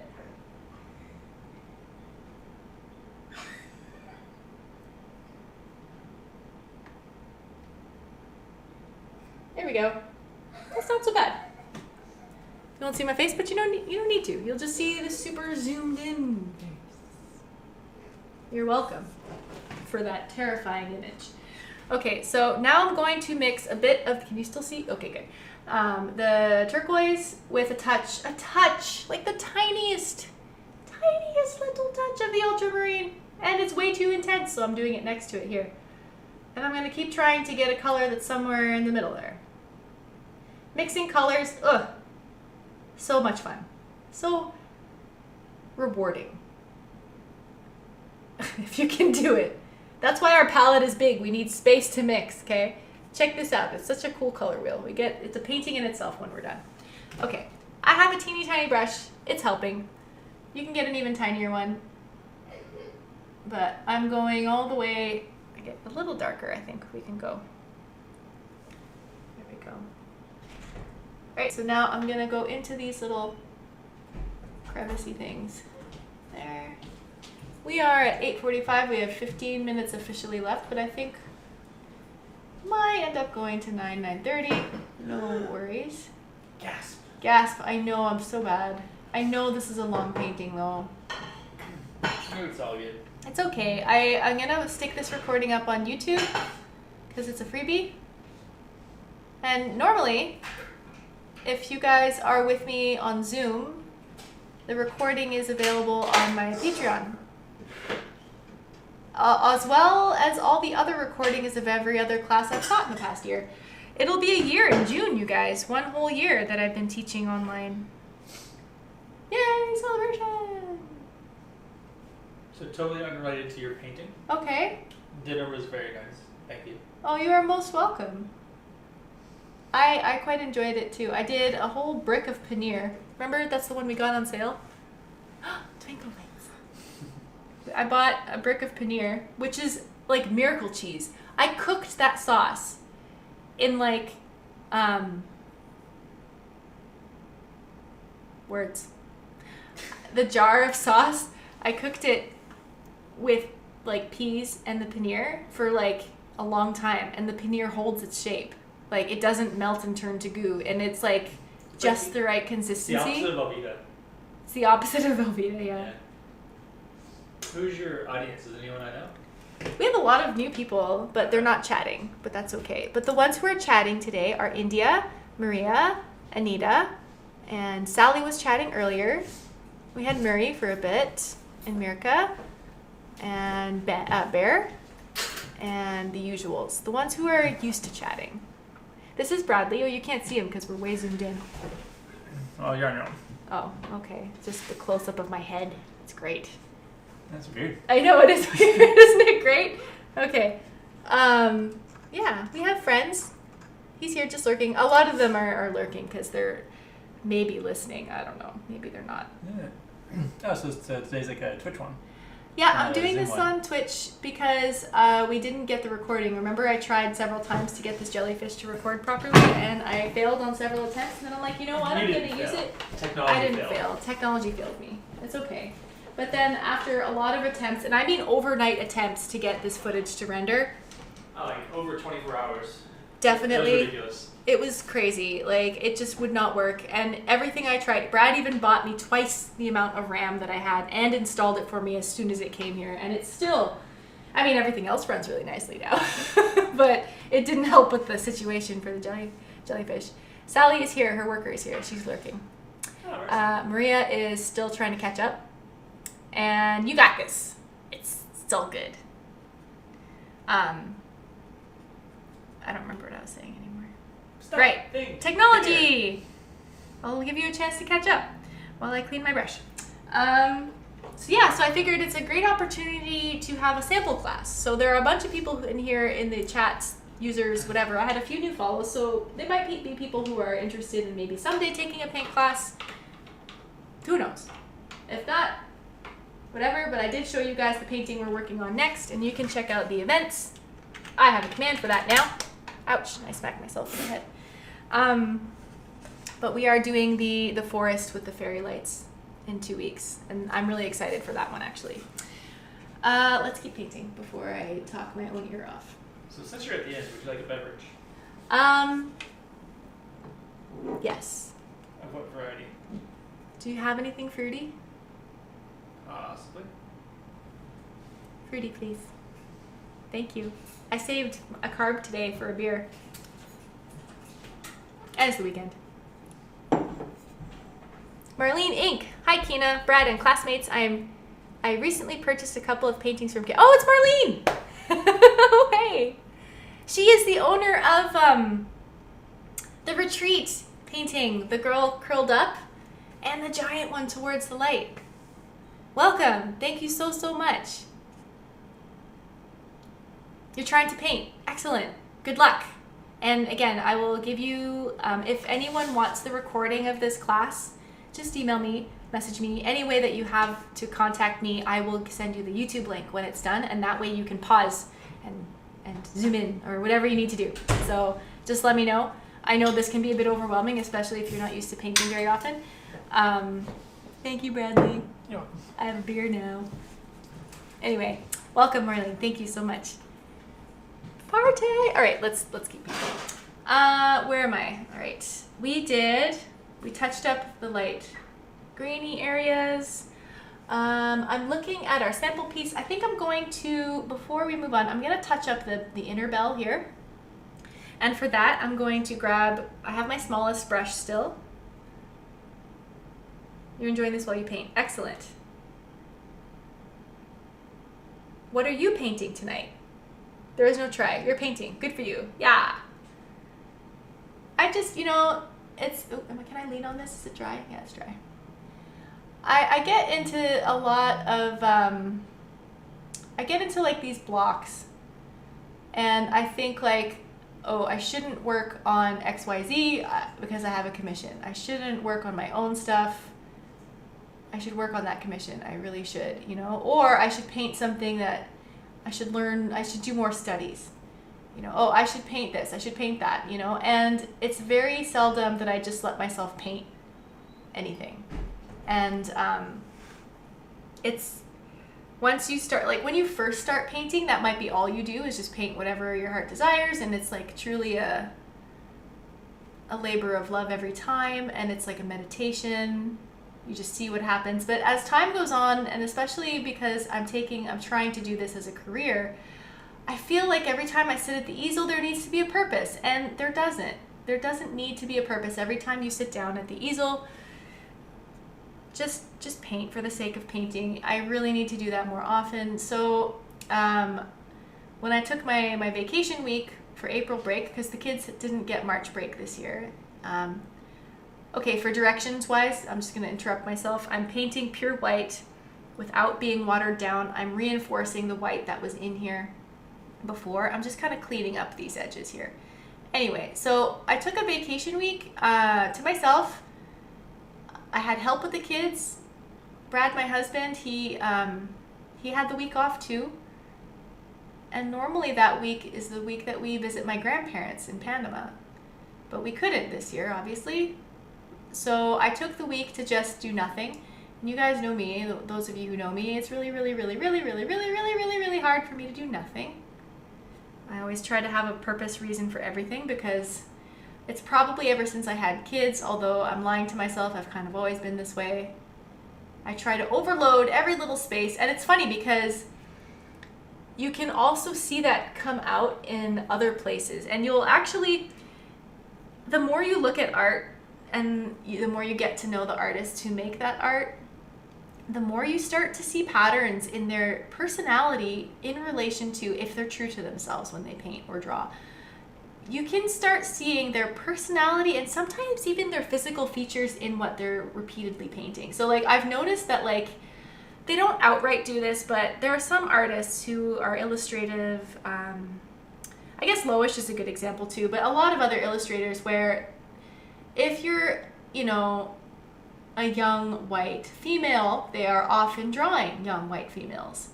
And not only that, but the facial structure, once you see their art and then you see it repeatedly, and then all of a sudden you see them in person, or you see I'm just touching up some highlights at the top here.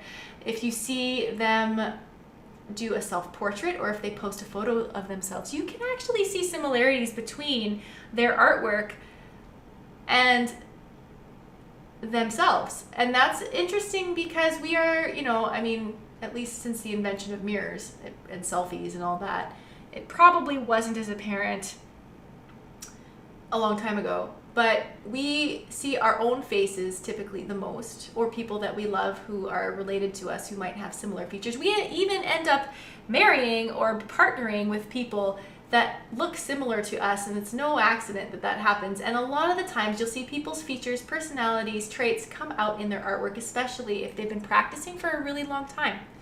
So it's funny because in my journaling practice, so I do bullet journals. It's a side thing. Didn't want to turn this into a whole plug day. We'll just really show you real quick my journal because it's hilarious. Oh my gosh, you can close up see my pores. Gosh.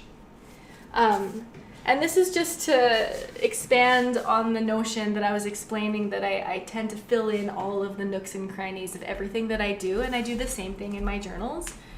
I fill in every possible little space, okay? And like, I don't do this on purpose. It's just something that happens. I fill in all the spaces. I get in really detailed, and I do that in my paintings. I unconsciously do it in my journals. The characters I draw tend to have my face on them over and over again. That's why they all kind of look the same. It's ridiculous. Here, this is the other one I want to show you. It's intense, it's packed, it's colorful, it's ridiculous. That's kind of me in a nutshell. So there you go. But if you see these things from, like, if you look at other people's work, it happens to them too, especially if they're very prolific, and you start to see patterns. And what I really wanted to do during my vacation week, I feel like I'm maybe coming full circle, is painting for the sake of painting. And I have one painting up in my studio right now that was purely meditative. It's kind of terrifying, actually. I don't know if you can see it. I don't want to disconnect the camera, but it's up there. Oh, yeah, that's what I was afraid of. That's okay. It's above the little lady. It's really dark. It's that tree-looking thing. Right there. Oh, you can't see. Oh, right there. Anyway, I'm rambling. It happens a lot too. If you're used to hanging out with me on stream, I ramble a lot. All I'm saying is that if you're here painting with us, I applaud you. Thank you. Paint your heart out. Paint for fun. Paint for the sake of it. Don't worry about what it looks like. Just paint. Alright, so now I've touched up all the things I wanted to touch up while chatting and blabbering and rambling away. If you come hang out with me on Tuesdays or Thursdays during the day, that's all I do. I can only stream during those hours because that's when my kids are at school or doing homeschooling. They have like the live stream teaching experience. I'm going to touch this up a bit with their teachers. Frustrating, but whatever. And so that's why my streams are like 10 to 2 because that's normally when my kids are occupied. So today I have help and it's Friday, so I let the kids play for a bit, you know. Eventually, if you keep going, it starts to look better naturally. Yes, this is so true. The more you paint, the more dexterous you get, you know, you end up having more, I don't want to say luck, but you end up improving your skills to put what is in your mind onto the canvas. And that's a really hard thing to do because at first you have all these amazing ideas and you're overflowing. 10,000 reps, 10,000 hours. You do something enough times, you get good at it, for sure. And painting is one of those things. It's a skill. It's not, you should see my first paintings. They're terrible. They're utterly painful to look at, okay? It's a skill. You practice it. It's like exercising a muscle. It's like 9 o'clock and I'm still rambling. So the real last step is just working on these tentacles. There are other steps too, like adding sparkly, glittery things. If you have to leave right now, it's like 9 o'clock and it's like your curfew or whatever, you're passing out. That's totally fine. I will tell you real quick that the next steps, what we're doing is we're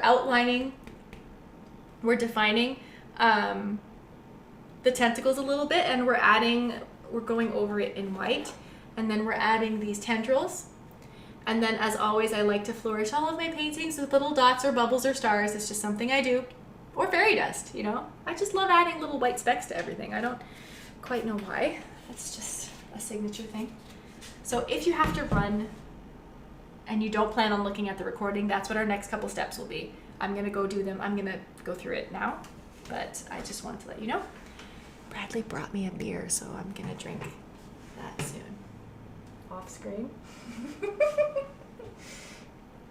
Maybe, maybe not. It's okay. Just in case there are children. Oh man, I haven't had beer in a long time. All right, so I'm taking pure white now with my tiny, tiny brush. And what I'm gonna do is I'm gonna outline the tentacles and kind of solidify what we had started. So I'm gonna start at the top here. Like that.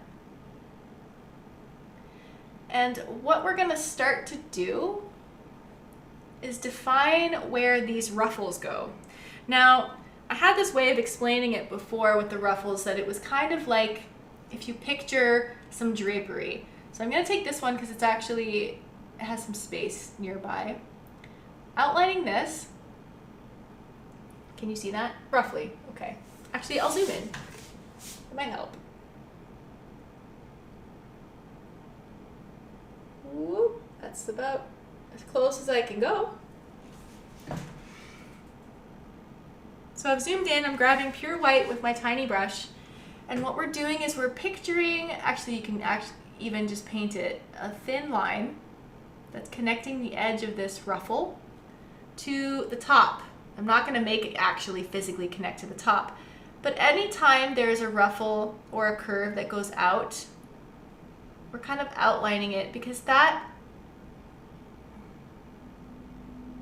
it's as if it is a ruffle or a drapery coming down. And then I have a lighter pink. Sorry, I real quick mixed my light pink and I'm joining it. Now, if you can visualize this as like a fluttering or a flowing tablecloth. Now, I'm going to tell you now, one technique for doing something like this, especially when it's such a repetitive shape, okay? Nobody is going to be looking at the whole painting at the entire time, and I'm going to tell you, no one's going to be looking at your painting at the same time as the reference photo or at the same time as mine.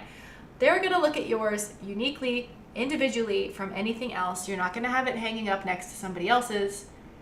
Keep that in mind, okay? Another thing is that sorry, I'm like slowly fading it in. Can you see what I'm doing here? It's like fading. I'm gonna go back and forth a little bit to show you a little bit more, accentuate. It's a lot of blending, you guys. And what I wanted to get to, the point I'm trying to make, you only need to do a few of them really, really well to give the impression of the whole thing. Especially with a painting like this where we're suggesting a lot of things. It can be abstract, it can be messy, it can be loose and expressive. It's a jellyfish, right? It's like, it's fluttery. We're also gonna do those last tendrils in the end, very in a fluid motion. So whatever you do here can be an approximation of reality, okay? So when I say just do a few of them really well, normally I would stick to the ones that are closer to the center. And as you get further away, your detail can kind of just fall off the mark. You don't have to be crazy detailed all the way through. And it's the same thing with the human eye.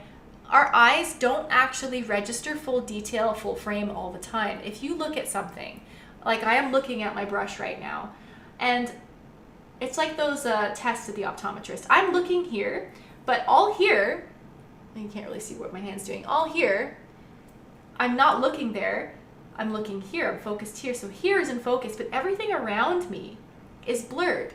Now, there are some people who love hyper-realistic painting, and that's totally cool. It's a genre in itself. Personally, I'm not a huge fan because if I really wanted hyper-real, I would take a picture. I'm not a huge fan of hyper-realistic painting for myself, okay? I'm not gonna go do it. I'll take a photo if I need to. I want some personality in there. I want it to look cool. I want the artist's input. Also, when with the human eye registers an image, it has a huge focal point in the middle, and everything kind of around the edges kind of drifts off. You're never going to see something in its full detail. Only what you're directly focusing on will be in full detail. So a lot of really successful painters have achieved that rendering style. And I say that loosely because, like, really it's letting yourself be a little lazy. And sometimes that's the hardest thing to do, is to let go of it, because part of you is going to say, no, I have to put everything in all detail. I have to render it the best. I have to be the very best. Like, okay, yeah, my kids have been around me too long. You feel like it's an exercise, like it's grammar, and you have to edit all of the sentences all perfect and everything has to be tight. It doesn't. It's a painting, okay? So chill. Don't take yourself so seriously. No one's gonna look to see if you rendered the eyelashes. And if they are, that's their own problem if they're gonna judge you on that. Seriously, man, no one cares. So in this spirit, I'm only doing some of these things. I'm not gonna do all of them. I'm not crazy. I mean, I could. It doesn't mean I'm crazy. If you want to do all of them, go for it. What I'm saying is that to achieve the look of a completed painting, don't kill yourself over the details. I think that's all I'm trying to get at here. I'm closing off these little ruffle thingies. I hope you understand what shapes I'm doing. I'm closing them off, adding little lines. We have had a few talks about this recently, haven't we? And that's exactly what I was thinking of. How realism is, I don't want to say it's not art, but realism is realism. It's photorealistic stuff. It ends up being more of an ego thing than letting the art speak for itself. Because at that point, you're just trying to show off, okay? If you're trying to make everything super tight for the sake of being super tight and not for the sake of the piece, if the piece looked finished and gorgeous and beautiful 2-3 hours ago and you kept at it thinking you needed to have everything rendered perfectly, you're just cheating yourself, really. You're spending more time on something. Not only that, but there are some paintings that I have done and I'm doing it on stream. You know, I'll show a few on stream. Few hours of it on stream, and then I'll get to, like, for me, the halfway point, okay? Sally says she doesn't have that in her at all, the perfectionism. You're the get it done right away. You might need, and the opposite is a bit of discipline. And, you know, if you started off with a drawing practice, or if you had some art teachers who were strict, then you might have too much of that discipline. And that's what I'm trying to explain. This ruffle is totally messy. Anyway, yeah, what I was saying is that sometimes I'll be streaming a painting, and to me it's only halfway, if that. Maybe halfway, you know? And then to others, it's like, oh, it looks great. Are you done? Is it done? It looks done. And I'm like, no, it's not done yet. And then not only that, but like, they're like, oh, okay, sorry. You know, I didn't want to assume. And then you're like, oh my gosh, it still has like another 80 hours left. And you're looking at all the work you have left to do. And then you diligently spend all those 80 hours. And then what happens? No one notices the difference except for you. And sometimes that's enough. If you're painting just for yourself, that's okay. That's more than okay. That's the best reason to do it. But don't get down on yourself for not, I'm just totally messing these up in the end. Don't get down on yourself for not making it perfect, because sometimes no one else sees that except for you, and you could have given yourself a break, especially in the context of a commission. If they're charging by the hour, that's one thing, but they might not even see the difference in the last few stages, right? So yeah, don't kill yourself over the details, guys. So for me here, there are 3 very defined tentacles here. So I'm feeling like it's feeling a little bit too chunky. So I'm going to go in and do some color in the backgrounds of these things. Just add some color here and there. This is very much ad lib at this point.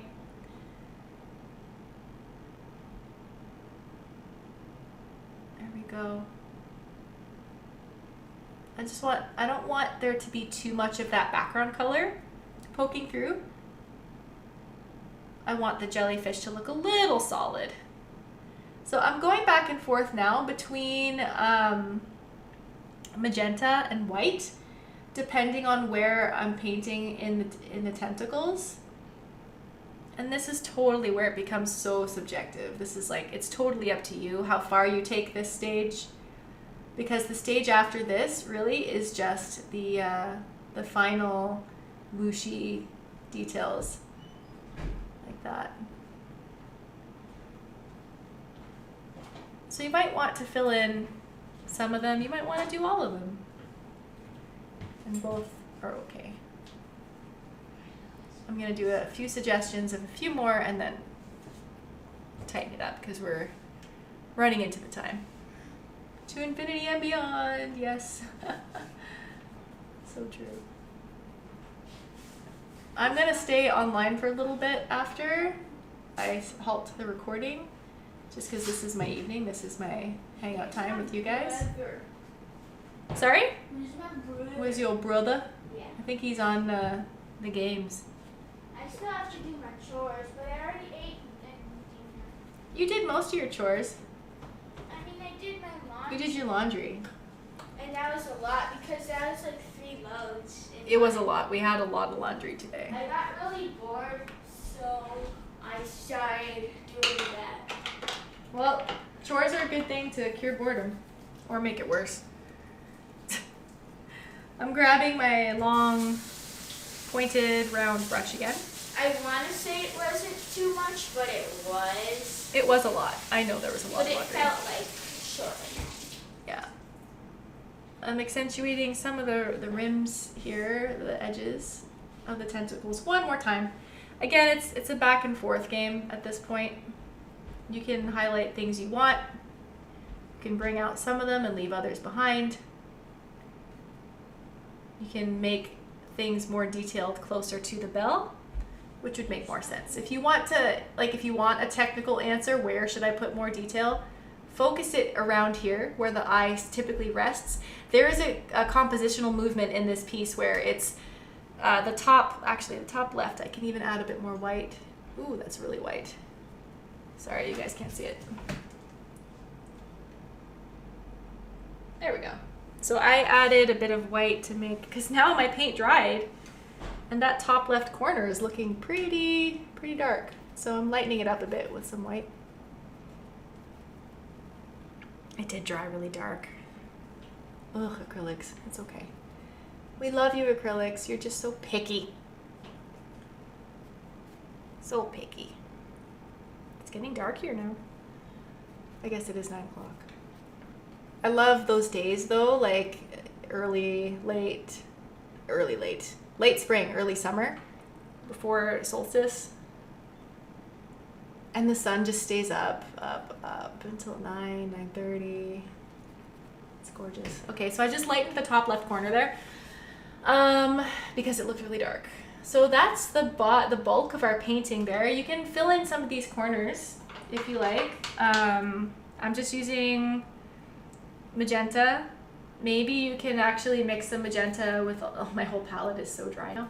Some magenta with ultramarine to get into some of those little corners. I'm being super loose with my brush strokes now. Half laziness, half wanting a looser look. But again, like I said, if you want to have an area of focus, make it closer to the bell because that's the focal point. The further away from that you get, the looser you can get. Yeah, the light evenings are so nice. I love it. I love this time of year actually, where it's not too hot yet because it really gets hot here in Ottawa. It's so crazy the range we have, minus 40, plus 40, like come on. All right, so for this last layer here, home stretch guys. We're only 15 minutes over time, so we're okay. This last layer here, I have my rounded pointed brush with white mixed with some water. The water mix, again, makes it sketchier, but it also helps the fluidity. If you have really high fluid acrylics, that's good too. It just means that it's liquidy, but still intensely colored. So like the liquidness helps the brush move along and keep like a smooth, solid line. It's similar to using a brush pen, where there's a continuous flow of ink or paint. Oh, excellent. Thank you so much, Marlene, for joining us. I really, really appreciate it. I hope you enjoyed your painting this evening. Yeah, maybe you'll see you next time. Totally. So this last layer, I'm dipping my brush alternately in water and twirling it in this white. And then I'm gonna pick some points on the actual bell of the jellyfish to do the, I like to go in between here. 1, 2, they can all have a little dot. Anatomically, I don't think this is a thing, but it helps me to know where the tentacles will originate from. So I like to do some, thank you, Tommy. Again, for the people watching this later as a recording, there is a chat on Twitch, so I am able to actually interact with the viewers. But typically I do teach these paint nights once a month at the end of the month. They're not paint nights. If it were paint night, it would be like that company, but these are original paintings. These are all of my original pieces. And if you want to check out the next upcoming event, I have them at the last Saturday of every month, and they're 15 bucks Canadian. It's pretty cheap. You drop in and we do this, but it's on Zoom, and you get a private Zoom link, and it's like usually people, there are like maybe 5 or 6 of us, and it's a more intimate setting, and I can talk to you and I can see your painting, and we have like a back and forth and stuff. So our next painting night, I think, is May 27th, 25th, 27th? Anyway, the last Saturday of the month. So anyway, I keep saying this, but now this last part, I tend to do just super freehand, and this might scare some people. So if it does scare you, the idea that you can say, I want it to start here and end here. And then you just kind of just go for it. Just go for it. Just do some lines. Oh, this brush is too thick for this. That's okay. I'm gonna grab another one. And it wasn't wet enough because I was talking too much. It's okay. There we go. It's nice to have some of them cross over the body. What it does is it helps simulate a bit of depth. This is way too thick. I'm gonna grab a thinner brush. You could also, alternatively, if you have what's nice is if you have a chisel brush, a flat square brush, it can hold more paint. It is a scary bit, isn't it? It can hold more paint, and it can actually slide along your canvas a bit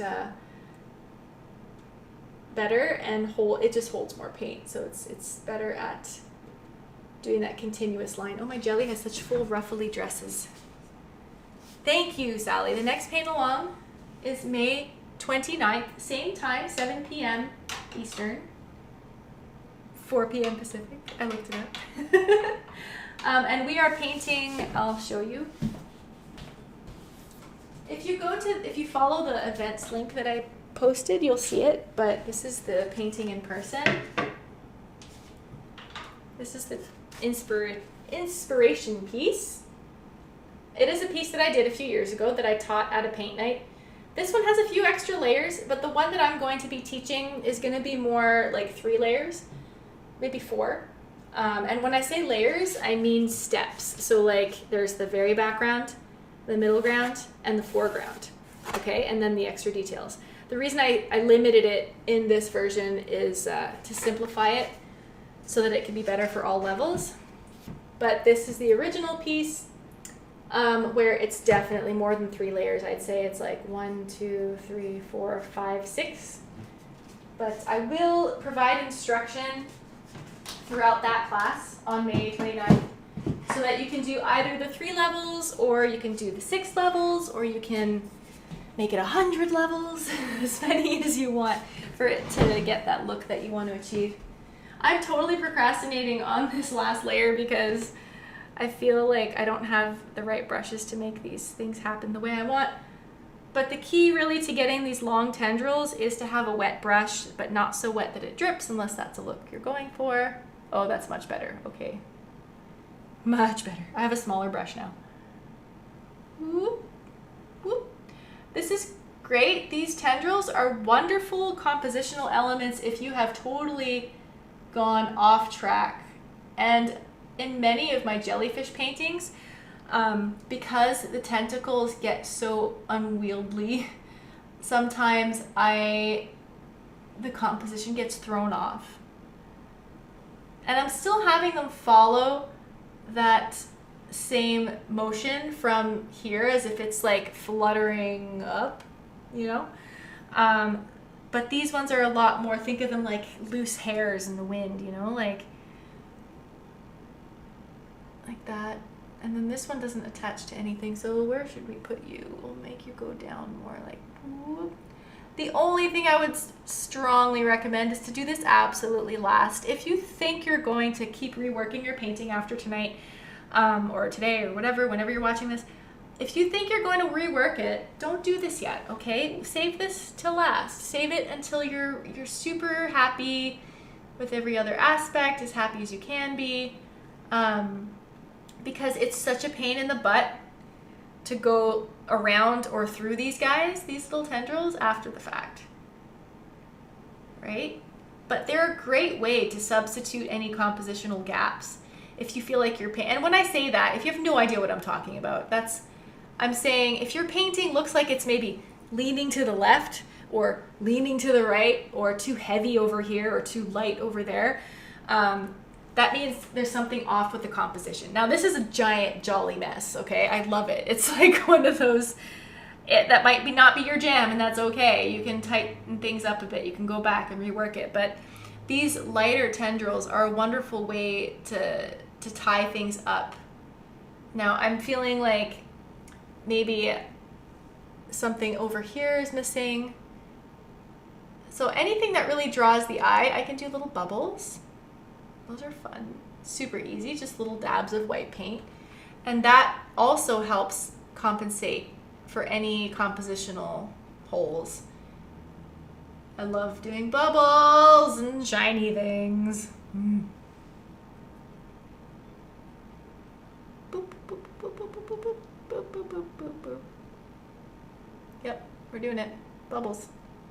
Shiny, glittery water. You can add some texture there. This is just pure white with my brush, the top left.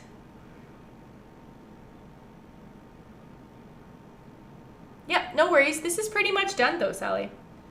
The recordings for this particular class, it'll be in 2 places. It'll be both on YouTube, actually 3, I guess. YouTube, and I'm going to edit the video and then put it on Patreon. So just look for a new post on Patreon. You'll get a notification in your email through Patreon. Again, if you're not part of my Patreon, please have a look. I have some public posts in there too, but you get a good idea. The next one on the forest will be through Patreon. It'll be a regularly scheduled class, and you will get the link over Patreon for the Zoom link, okay? It's not going to be on Twitch. It's going to be a private class, okay? So that one I'll just message you right before. If you want me to remind you, I'm totally all for it. And I will be giving you reminders leading up into the date, okay? So if you want to come to the forest one, May 29th, 7 p.m., it's a Zoom link. It's a private class. You have to register for it. But Sally, you're a patron, so you don't have to register for it. Cool? Cool. I'm going to wrap this up now. It's 9:23. We went 23 minutes over time. I really apologize, but I kind of knew that this class would be a bit longer. Thank you so much for joining me. I will stay online afterwards because I want to hang out and paint and chill. But for the sake of the recording, thank you guys so much for coming out tonight. I hope you had fun. I hope this was a good idea to kind of get your feet wet if this is your first time doing a paint along, step-by-step, real time. Feel free to check out any of the links that I've given, and I hope you guys have a wonderful weekend. Bye!